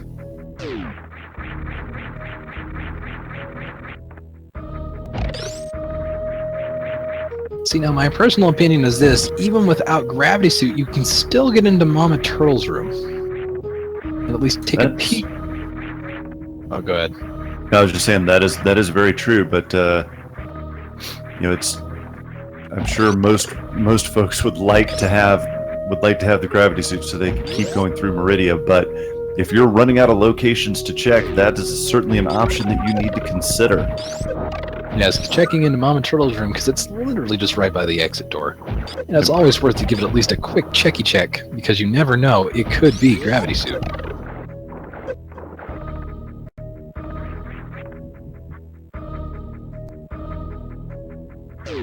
It's linking it up here, dancing with QuikEMart, doing the QuikEMart shimmy here. The QuikEMart shuffle shimmy. Oh! Ooh, losing a little ground. Atma W's got a very good point. He can lose. Each player can lose and gain a pretty good amount of ground right now. It's still, even as we speak, anybody's game. If QuikEMart makes a big mistake, linking it up will have a very good chance. I don't think I've seen QuikEMart save yet at all still. So if he goes directly to Phantoon and die, which is a very fat chance considering he has charge and plasma now. Yeah. But if something does go wrong, he would be at a disadvantage. Yeah, and 8 energy tanks, so... Yeah, and starting over from bare game, that would put him almost completely out of the run. We'll see how this goes, however.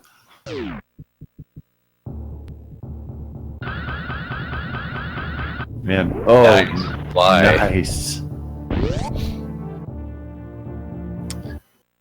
Lincoln not going down. No, he's not. Last game we saw QuikEMart make some very significant mistakes. He is playing so much better this time. I have yet to see a real flaw in the way he has played this game so far. Nothing big or bad and major, that's for sure. He's made a couple of movement, I guess, quirks, but nothing that would really put him in a severe disadvantage at all.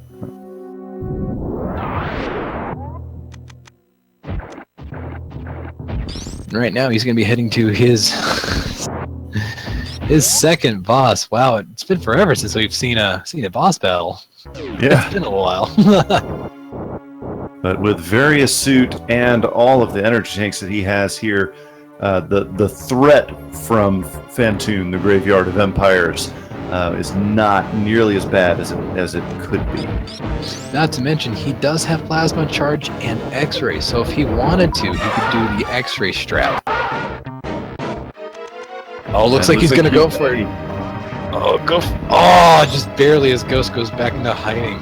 He remembered.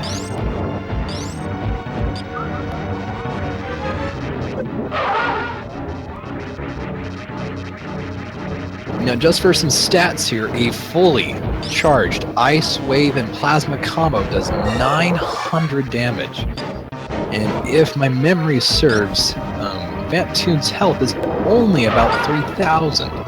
So you can literally 3 and 4 round Phantoon with just Plasma alone. So you can defeat him fairly quickly, as Supers only deal out 600 beautiful damage, and Missiles 100 per. Oh, I think he just released that charge combo just a hair too shy. Early. Yeah. Oh, man. It's almost hard to watch sometimes because you almost have it and then you miss it, so you have to do the whole waiting dance. But he does indeed kill the Phantom. That's 2 down, 2 to go. Oh, wait a second. Not the Phantom Ryu. It's just the ghost of... the King Killer. What am I saying? Goodness. It's the ghost of wrecked ship past. That's right. So power's back on the wrecked ship, and it's major items here. Could Gravity Suit be among them? If so, QuikEMart would be essentially in go mode. Not to mention, with only 2 bosses left in the biggest bits, he's got himself a significant amount of leeway. Good wall jumps by Linkinitup, by the way. Getting back up that way is sometimes a bit of a difficult bit without high jump, so props to him. Yeah, it seems that since our runners had that first game to warm up, they are performing much better this time. And there's the space jump for QuikEMart. But they're executing much better than they did the first game. Very cleanly, very concise, and very, very calculated.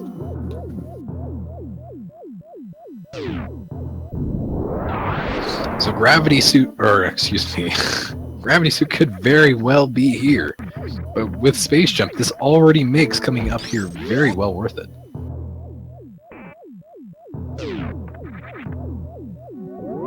And I'm not sure, he probably would go to Dragon, because even without...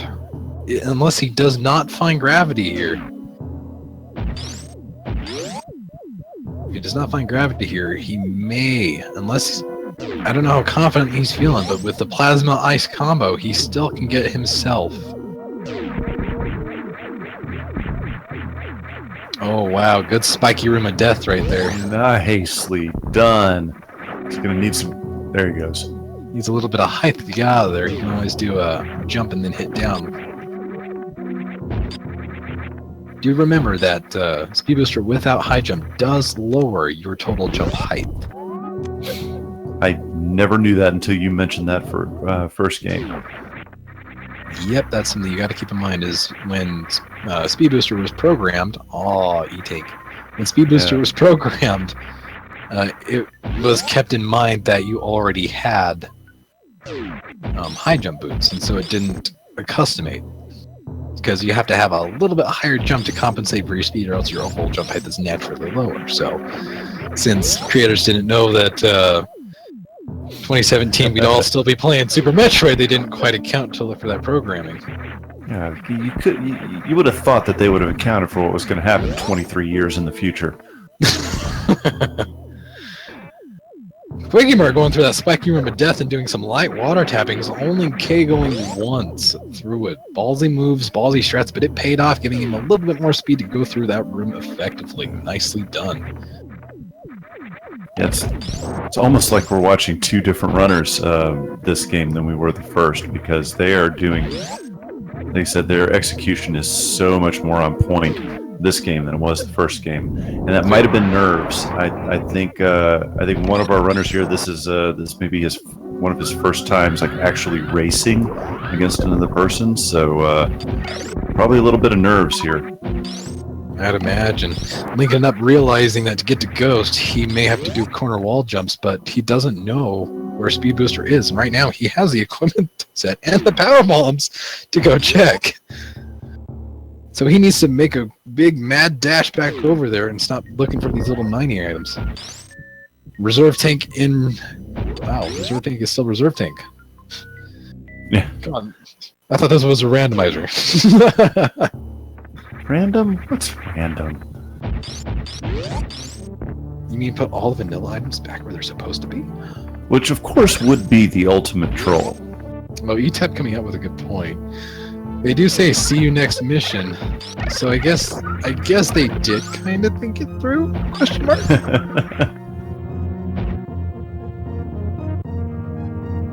yeah, it is randomized. It's a different reserve tank. It's like, see the tint on that? That one's the Brimstone reserve tank. See, it's a different reserve tank. Darth Slytherin, +1 internets to you, my friend. +1.5 internets to you. I'll give you my half. I pay for good speeds on mine, so I'll only give you half of it.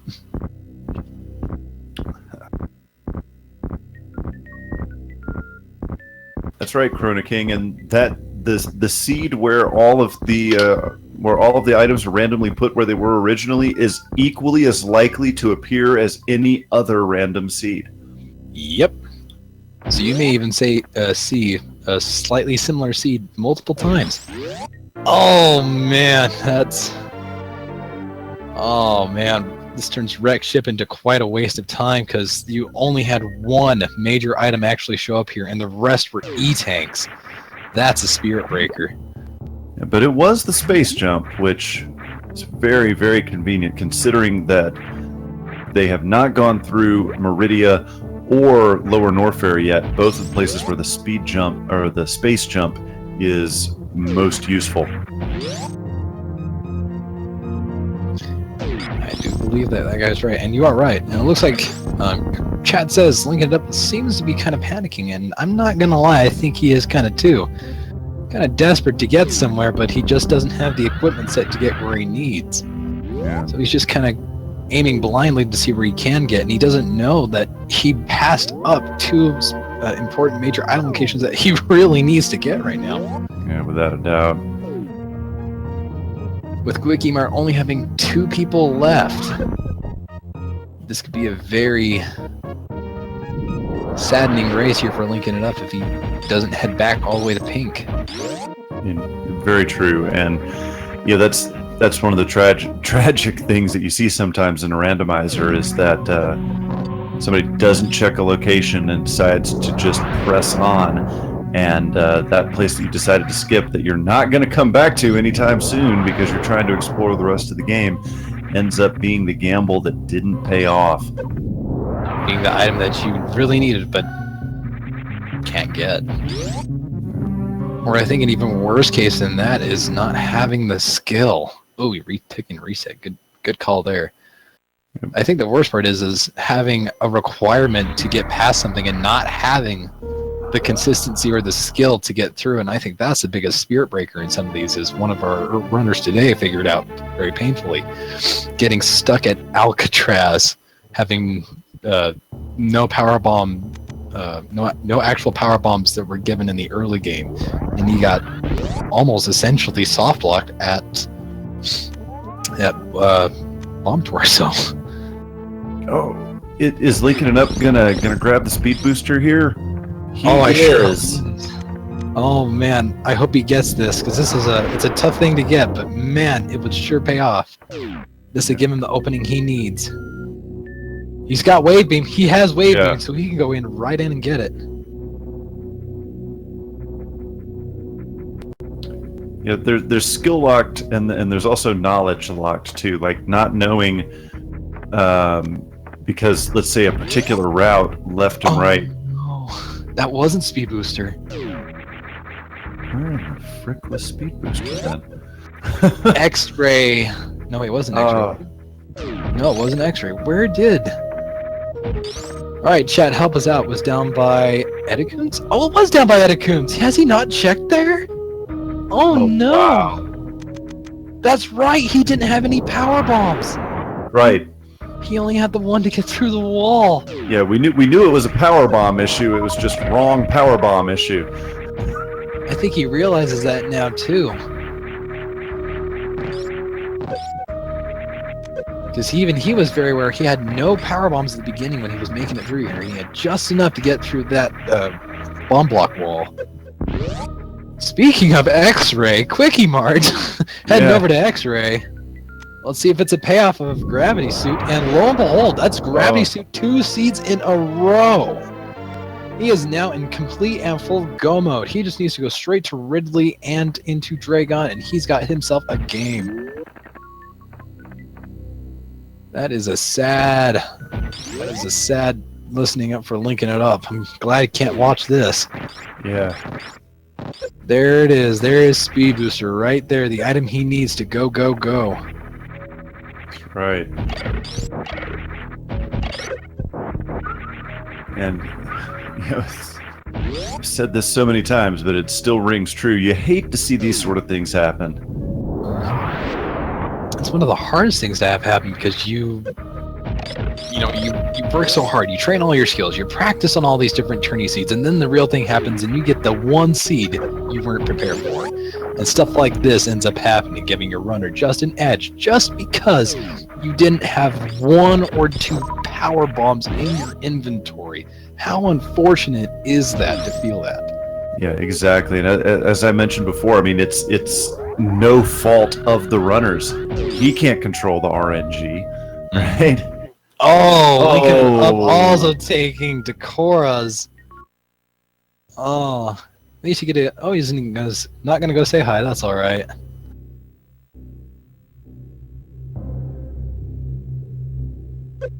Don't blame him at all for not going to say hi. Neither do I. So he is definitely getting himself back up there. All he needs to do now is go. I'd almost go straight to wreck ship right now, because we found out that's where space jump is, and that would give him at least a little bit more leeway to get back in. So he's at least going to be very happy to find plasma beam here. It's not required, but he's still going to be happy to have it. Not to mention he'll have his full beam combos now too, so that means both runners will now have the full 900 damage output of their beams. Oh, first missed Shine Spark. Not an easy one to get, particularly since you're jumping out of the water. I mean, you still can get it in the water, but getting sideways is just hard since your movement is vastly slower. Alright. Snuggle's coming up with a very good proposition. Is it equal skill, though? Is it equal skill? I honestly want to say yes, because both of these runners have been performing at the same level. It's just the unfortunate either execution or just simple RNG of what he was trying to use wasn't there. I agree. We have seen both runners pull off some really, really great wall jumps. Some really hard wall jumps here. This, I think, again, as I mentioned in the previous game, I think this is Linkinitup being mentally guard broken right now. I think Chaos is right, though. I think Chaos is got a good point here. I think that Quick might be a bit better trained and a little bit better practice too. He seems to have a bit of fluidity, but again, the skill level in and of itself is still very, and I say similar, and I don't say equal, I still say similar. A bit of a difference. I believe this may be the one of, if not the first SRL race for Linkinitup. So there's also that bit of nerves coming in. So, which obviously is the biggest downfall too, is he's letting his nerves get to him and is playing too fast. I agree. When you play too fast, you make too many mistakes, which means he's using too many power bombs, messing up on, like as you saw, those multiple Shine Sparks.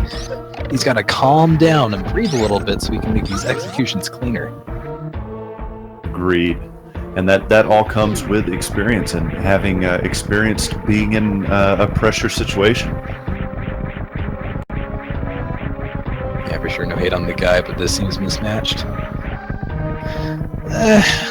I mean, as someone who was racing myself, I was racing Wild. I know how a mismatch feels. I mean, Wild, being the good sport he was, took pity on me on a couple of tourney races, and I fall significantly behind. So I think I can make a pretty good distinction between outclassed and not. And I honestly think what really has made QuikEMart a good lead over Linkinitup is A, routing choice, B, execution. Because earlier Linkinitup used just a hair too many power bombs, and if he would have had power bombs, he would have found the same items QuikEMart did, keeping them both on a set pace. As well as QuikEMart's execution has been more fluid too. Seeing Linkinitup having sheer minutes of panic, or even just some self-rush, he tends to move a bit too quick and often messes up on relatively simple strats. So I think skill level wise, I think they're fairly along the same lines, but QuikEMart, however, has just better execution and much better attenuation with what he's got too. But do recall that that's this seed specific, because remember, QuikEMart made some very significant execution errors, particularly in Lower Norfair in the previous race, and Linkinitup had a great opportunity and almost did catch up to QuikEMart multiple times in the previous race. but he did take a couple deaths while he was trying to catch up. That is very true. So again, that's where my reasoning of they have a little bit of similarities. Let me respond to a rather snide comment in the chat. What is skill if not execution? You guys are talking gibberish. Skill is the ability to pull things off. Execution is whether or not you actually pull it off when it matters. Very true. Because as you can see, some of these, like even Linkinitup is performed. I think it was earlier on he had performed the gate glitch to get into that E-Tank at Pink Ring Star. So again, he has skill. Like he can do a couple of gnarly little stunts. It's just his execution, which technically isn't skill. It's your nerves. Right. At Midnight Zephy, that's exactly what we're saying there.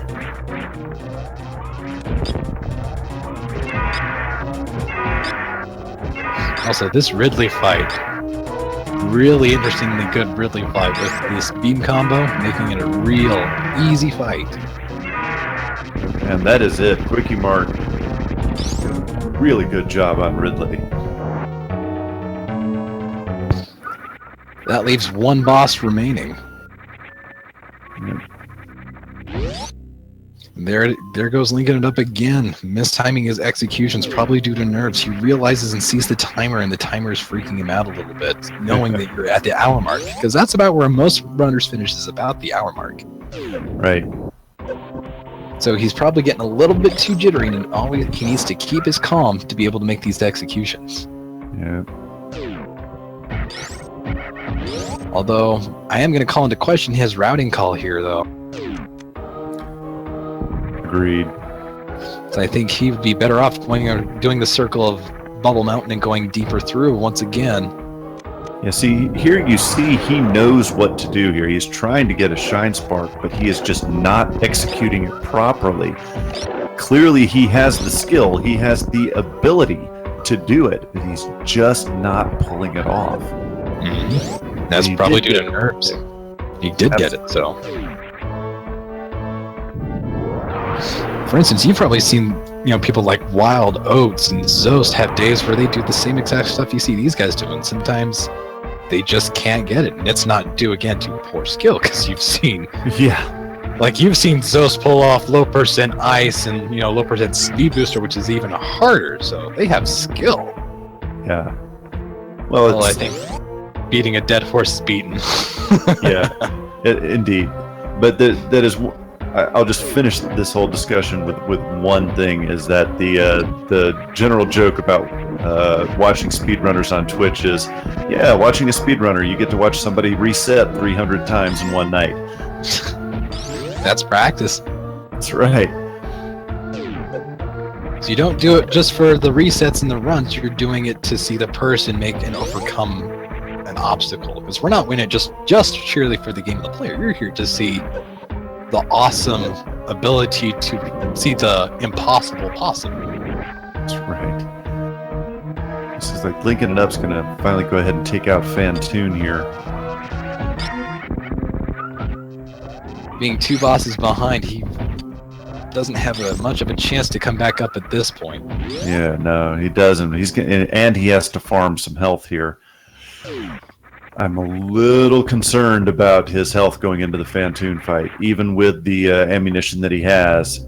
As well as the beam combo and X-ray, which I think if he does that and finishes off Fantoon and runs straight out, because as we learned, there isn't a whole lot important here. There's literally only space jump. So if he doesn't go and clear this thoroughly and only gets space jump and goes for it, I think he'll be able to at least make a decent time. Right. I think so far the record in this tournament for the randomizer is, 50 minutes, 19 seconds? Am I something close to that? Let me double check that for you. Yes. Yeah, if I can get to the right page. I'm sorry, 50 minutes, 12 seconds by Cash Mod. Ah, thank you, Cash Mod. That is correct. 15 minutes. So very nice, but coming as long as you come in around an hour 10, you're still doing pretty good. Oh yeah, at least with randomizers, of course.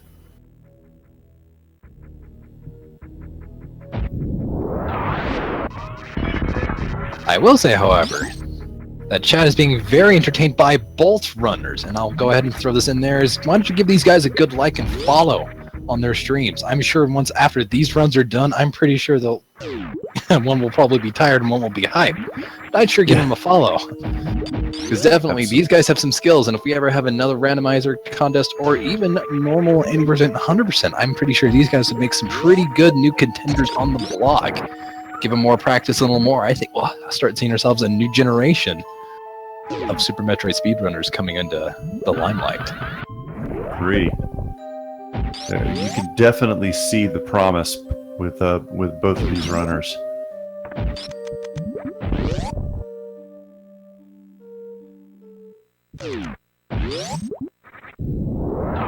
So QuikEMart gonna make a beeline for Dragon here. You got to imagine that he's not going to be looking for much of anything else. Even without, oh, that'll be interesting, as he doesn't have bombs, so he'll have to use power bombs and stuff to get Metroids off too, and he only has 15. That would be interesting. He can again go in and out of rooms, but that does cost a fair chunk of time to keep resetting rooms like that if he keeps getting latched. X-Ring, bot wound like a pro. Nicely done. That's a good show-off right there. I'm glad someone finally did that on a tourney match too. Let's see if he'll do it to Dragon, because that's not the best effective use for that right there. Those Mega Man strats, though. Hashtag Mega Man strats. That's right. An AM2R tourney would be very interesting. I'd agree. I agree too, but there's some. The attorney's got to step in here and say there are some interesting legal issues with streaming AM2R. So, sadly, yes. Yeah. Not to mention it's on Trends. And Linkinitup finally taking Space Jump. I hope he realizes, which I don't think he does, that gravity is not going to be here. It's in the same place it was last race, man.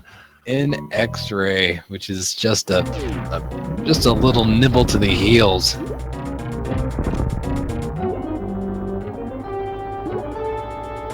So here comes Dragon. Now he doesn't have grapple, so he's not going to be able to do that quick kill. But he is readying the X-Ray scope. So Mega Man strats on this boss as well. I love watching this. It just makes me so happy seeing, glitches like this being used to kill bosses. And there he goes. Look at that. Belly went from orange to red to a giant hole. Dead in an instant. Nice. Plus the LD, that's my reaction too right now, is seeing that. It was always filling me up like that too. Well, Linkinitup being a little bit too careless in here. Yeah. A fair amount of damage. You got to think that he's panicked, and yeah, he's definitely panicked. He is mentally guard broken right now, without a doubt. He doesn't know the down strat to get out of the water either, which is also a sad moment. If you're ever in water like that, to any other possible runners here in the future, you can always hit down on your D-pad while you're jumping, and it'll change Samus's hitbox in such a way that you can clip over that edge really easily. That is completely counterintuitive. It sounds counterintuitive, but it's not actually going down. But if you point the gun down at the floor, it changes Samus's hitbox to where you can clip over the edge, even with Speed Booster. That's the trick, and it's consistent every time. So all I have to do is just jump straight up, look straight down at the floor, changes Samus's hitbox, and just move yourself slightly over to the left, and boom, you'll be right over.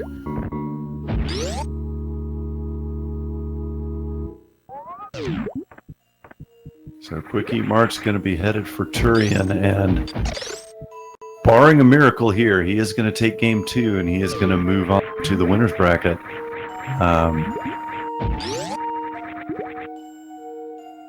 Linkinitup, although though he is almost certainly going to lose this race, you can definitely see the potential and promise in his play here. He has had moments of very, very nice execution, particularly with his wall jumps in this game. So, although he's certain to be disappointed, there is definitely a bright future for him in Super Metroid. If I were him, at least on the second route, I wouldn't just take an immediate forfeit. I'd go ahead and just do a victory lap and just beat the game. Because we got the time. We got plenty of time here on Speed Gaming to wrap this little bad boy up. Absolutely. We were scheduled for 3 games, and it doesn't seem like it's going to go all 3. So, yeah, go ahead and finish the game, man.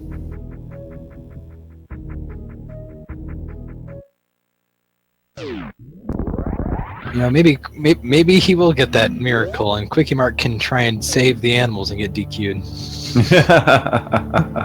Get that DQ for saving the animals and give Linkinitup a... Did QuikEMart just choose not to save? He just chose not to save! Oh, man! I don't know about that. I'm sorry, I would have taken the safety save right there. Just... I mean, odds are he's going to be just fine in Turian, but, if wow. Mother Brain Fight goes awry, he only has keep in mind, he only has 30 missiles, 35 supers, and 15 power bombs with no bombs. He's going to lose some time either way, and if he does do the gate clip, or if he even tries to do stand-up, or if something does go awry, this could be interesting. Yeah. No saves. That is balls to the walls, my friend. Yeah, I mean, and Chad is saying, he shouldn't need to save, and you're right. You're absolutely right. He shouldn't need to save with the amount of energy that he has, etc. But, I mean, you went to the ship anyway for the refill. Why would you not save? And he's opting not to save again. Guy's taking all the... Oh, there he goes. He's got a latch. He's just going to have to powerbomb him through. Yeah, because remember, as you just mentioned, Palmy, he does not have bombs, so he cannot bomb his way out of Metroid. Hopefully he keeps getting some significant refills. He didn't quite break even. He got a couple back, but didn't quite break even.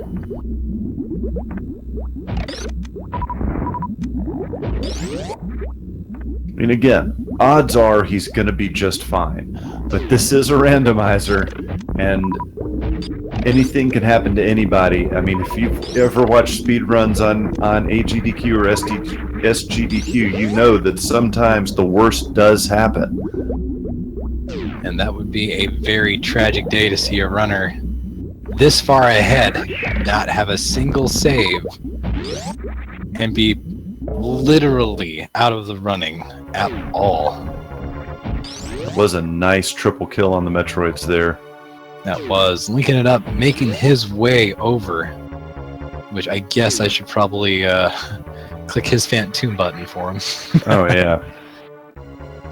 Also focused on QuikEMart, and I haven't taken the time to go take a nice, beautiful look at QuikEMart, or at Linkinitup. Oh my!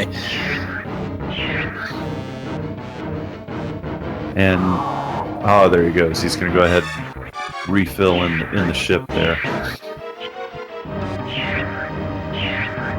Just he dying on purpose at one time at a GDQ.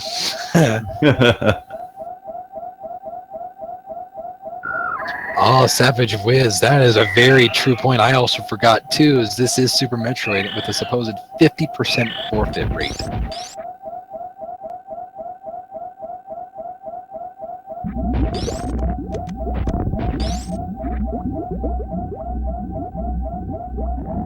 Linkinitup heading through Gauntlet. He is not going to be pleased with the result here either.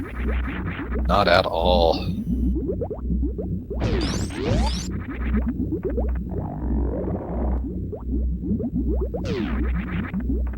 While QuikEMart is making the run through, he is about to enter the final section of Turian here. A couple more rooms, and then it is Zebetite skip time. Oh, he's finally taking a save. Smart guy. I wonder if he's this far ahead. If he's gonna try and do a stand-up. No one's been attempting stand-ups lately, and I'd be really happy to see if he's gonna try. Because he's got the beam combo, so he has a reason to do so. Gets the Zeb skip pretty much first try. Very nicely done by QuikEMart. Yeah, it's sad to say. I think this run, at least between these two runners, is almost at a close. Only thing standing between QuikEMart and a Dream now is just Mother Brain. And he has charge beam, so his ammunition count's going to be essentially irrelevant here. Now if he does go for stand-up and get that little bit of speed in, he could potentially defeat Mother Brain faster, so it depends on how much speed he's really looking for right now.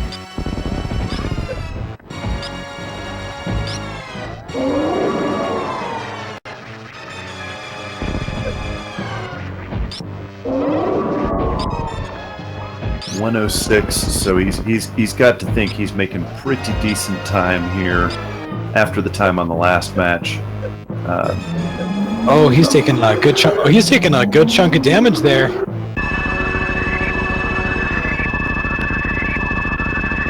On purpose to. Guess he's not going to go for stand-up. Yep, I'm with you. Maybe a solid 108 incoming. Well, GG. Linking it up on his way to where we now know is gravity. Yeah, he's going to say, what are the odds of Gravity Suit being in the exact same location 2 seeds in a row? Oh, About a Jerk just subscribed for 16 months. Sub-hype! I would do that. But I'll do a louder sub-hype! I don't have kids, so I don't have to be. That's right. Fiesel didn't know there were that many months.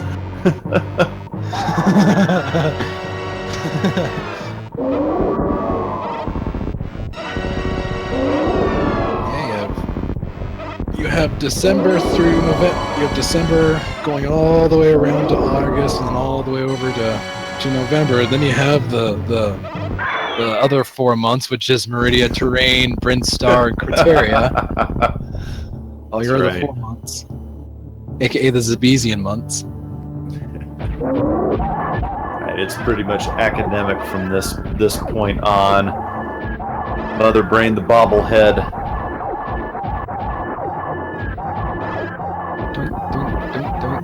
Someone needs to make a hack on that. Every time you hit it, you don't get Mother Brain screaming. You got like a pachinko machine making that little ding sound.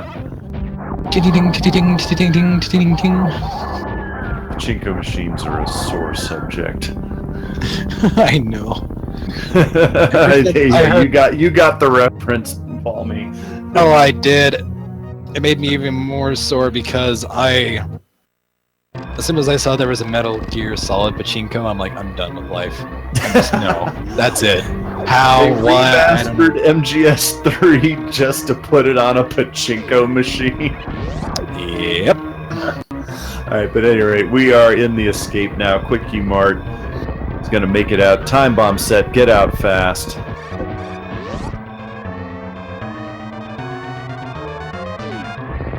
It's like, hey, why isn't the planet blowing up for linking it up? What's going on, guys? Is that like partial planet destruction?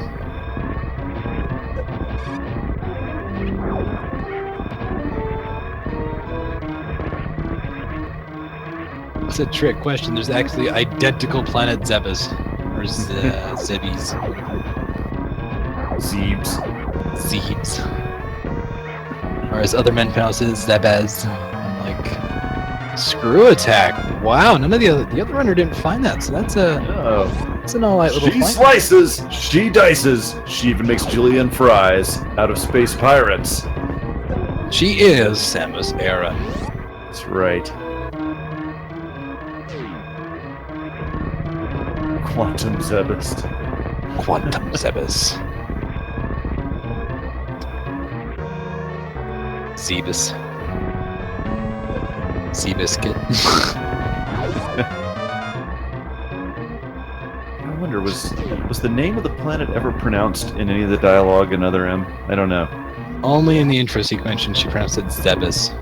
All right, well then that should be official. And speaking of official, QuikEMart has won this match 2-0 with an official Speedruns live time of 1 hour, 10 minutes, 17 seconds. And not only that, shoutouts, QuikEMart improved personal best by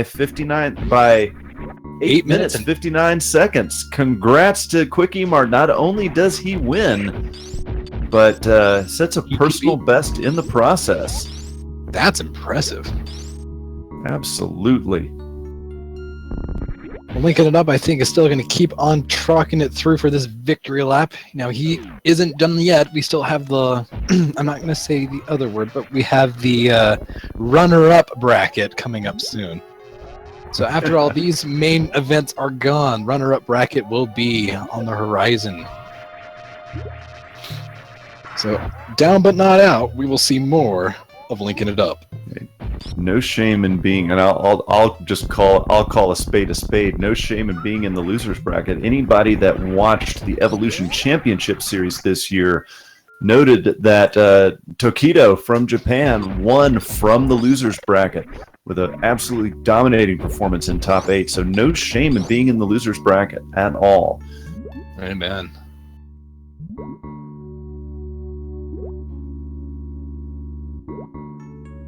And Linking It Up has forfeited from the race. Oh, man. Don't like to see that happen because Linking It Up, quite frankly, has a great deal of potential. Noted that from Tokido from Japan in there. Not enough, though, not consistent enough to eke out a victory today. QuikEMart, particularly in his second game, just played so much better than the first game. Less errors and good routing decisions, that's for sure. And I think what really ate Linking It Up was just route and decision. As you notice, he went back and forth a lot, almost too often, therefore increasing his overall time, not actually utilizing it to make use of it. With that indecision, that gave Quickie all the time he needed to make good snap decisions on where he should go. So ultimately, I think if Linking It Up gives it another good practice and make sure he has more route confidence on making on-the-fly decisions on route possibilities, I think he can be a really good runner-up. I agree. Don't know if either of these runners want to or have the capability to come in here for a post-match interview. Let me see.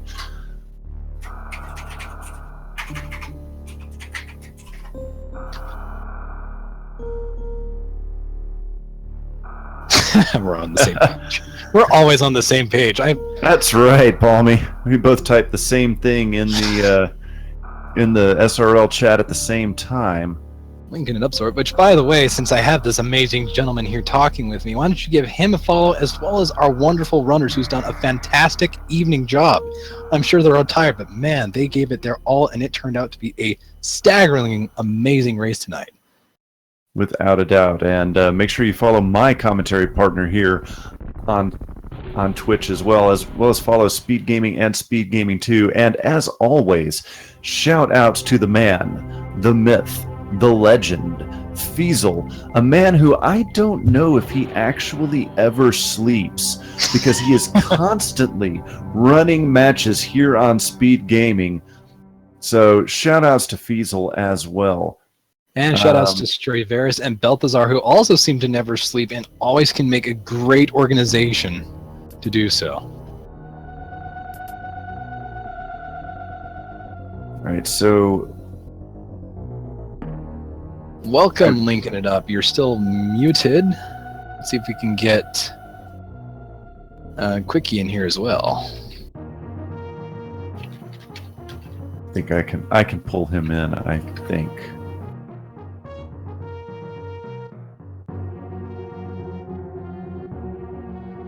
Well, maybe not. I lied.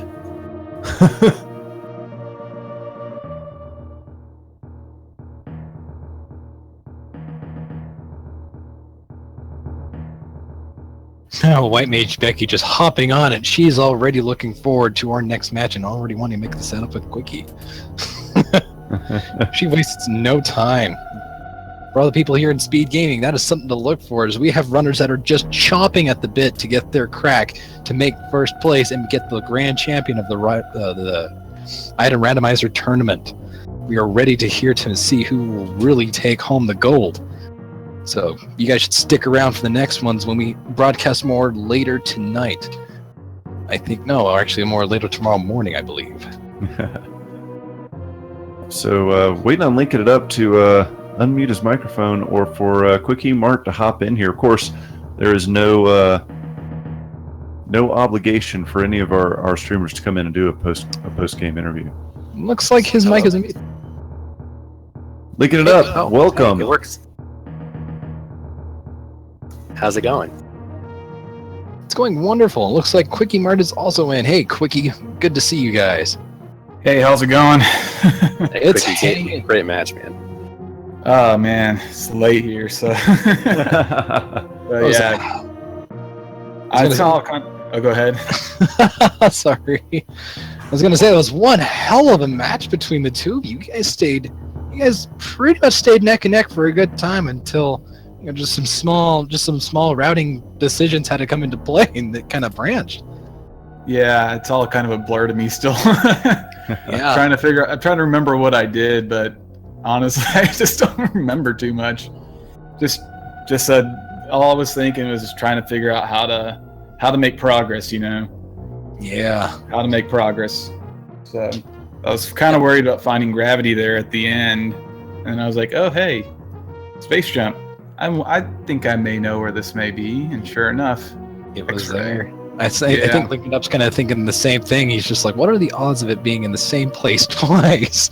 Yeah, Can someone do the math? Early power bomb. Those early power bombs really screwed me over because I completely forgot about Brenstar, and then I'm going up to Fantoon, and I'm like, man, I know I'm forgetting something. Mm-hmm. Yeah, because we noted that. We're like, oh no, because all that messed you over was not having enough power bombs to get into green Brinstar items, which would have given you speed booster. That must have felt horrible as soon as you found it. You're like, oh man. Yeah, I was just like, oh, there's 15 minutes down the drain right there. Yeah. Oh man, that's still bummer, good man. But it's my first race. It was a wonderful learning experience, and Quickie is awesome. So I mean, it was just great being able to participate. I haven't been playing very long, so it's a lot of good experience for me, I think. So serious question, Linkinitup, and we surmised, we knew it was your first race here. How much did nerves play into this? Because at certain points, it did look like you were, for lack of a better term, panicking a little. How did the nerves impact you during this race? Game one, the first 20 minutes, it was like my hands just wouldn't stop shaking. I was so nervous. But then I think the beginning of game two, I kind of got in a better swing of things. But those power bombs, I think, really tripped me up.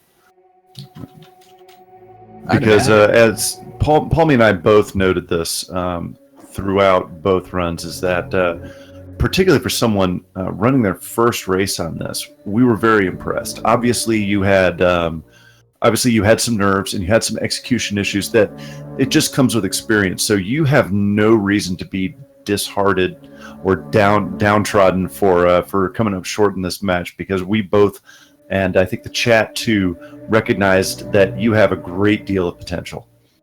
Oh, thank you. I appreciate that a lot. Everyone here is so good. It's just I feel really great that I could keep up. For people are telling me I kept up for the first half of the game in the second one, so I feel pretty good about that. Now I gotta point something out to both you, Linkinitup, and QuikEMart, is that both matches until on the first one, Linkinitup, the only reason why you got behind was the deaths, because almost the whole time through, you and Quickie were almost in the same room at the same exact time, almost the whole first half of the runs, the whole way through. Like you guys stayed neck and neck the whole way through up until those early deaths, and then Quickie, you left a lot of opportunities open on first game. Like you had just technicals that were hitting you. That screw attack item room, I know how to do it. I just was rushing it. I was like, no, I was trying to jump too early on it, and it was breaking the screw attack, and I was like, oh man. And then I realized, oh no, that's what I'm doing, and I'm like, all right, once I get the jump again, because it's kind of sometimes a little finicky, just let it spin. Once it breaks, jump, and then fair enough. Finally. Yeah, I was so worried I'd have to reset because I didn't want to lose screw attack, because screw attack is really, really good to have up there. Yeah, if you recall, Quickie, we remember in the first game specifically, you dove into Ridley's Lair, aka Lower Norfair, with no screw attack, no space jump. Early on, what was your thought process doing that? I don't want to come back here. Literally, it's like, I was like, I'll try to give it a shot. I'm like, yeah, how bad can it be? And well, I almost kind of self-like myself, but I persisted through it, and lessons learned. One thing that Palmy and I noted while that was going on is because, understandably, you were having some trouble with Lower Norfair without those items, and it was affording Linkinitup quite a chance to catch up. Unfortunately, he did take another death while you were in there, but it was affording him a good chance to catch up, and that was actually a really exciting part of the race. Like seeing you guys seeing you both neck and neck right there was amazing. It's like, holy cow, you guys were like the best runners I've seen stay so close to each other. And it was just, since it was Linkinitup's first race, I can understand it was a little bit nerve-wracking, and I don't think you've had too much full on like 400 viewer 500 viewer racing experience, but you held your own amazingly incredible. So I think on the losers bracket, on our bracket, man, I think give it a little bit of practice, and you keep you wrapped up your nerves real good second round. I think you're going to be one heck of a contender. That was impressive skill and timing you demonstrated there, buddy. I thank you. I appreciate that a lot. I'm just really thankful I get to play with you guys are also experienced and stuff, and it's nice knowing that all this grinding for the past week has just really been paying off.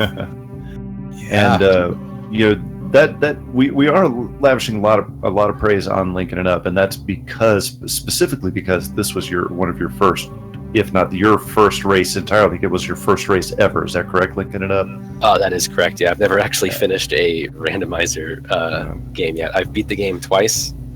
Oh wow! And I was kind of just practicing on any percents and 100% tutorials, like from Wild Anaconda and Oats, and then Night Wolf was helping me out a lot, and I had a lot of help from the community. Like everyone's been really nice and helpful, and just helping me with anywhere I get stuck. Everyone's just willing to jump in and help me push past it. So Safi's been really good too, and Kip.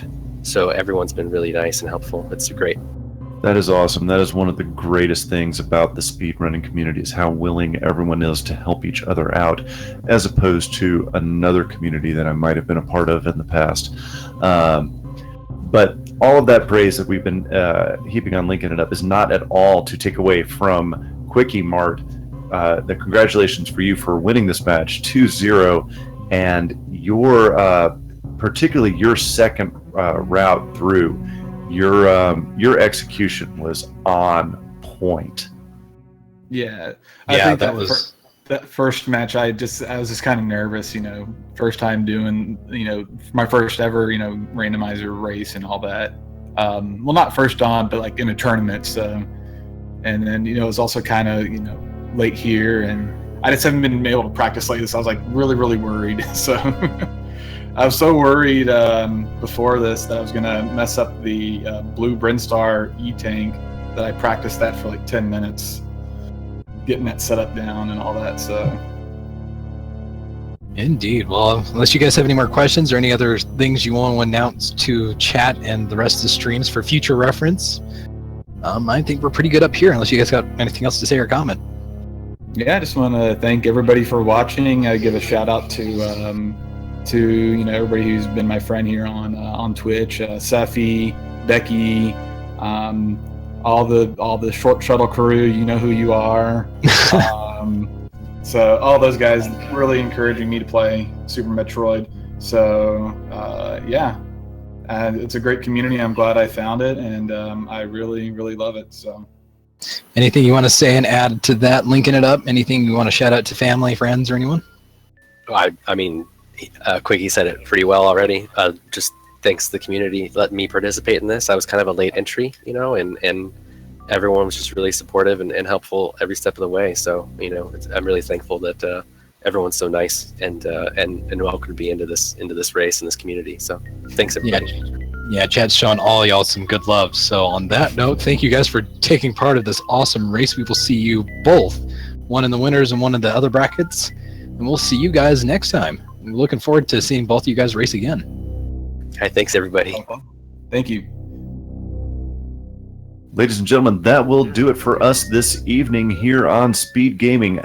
As always, one last time, make sure to follow these runners here on Twitch. Follow Speed Gaming, Speed Gaming 2.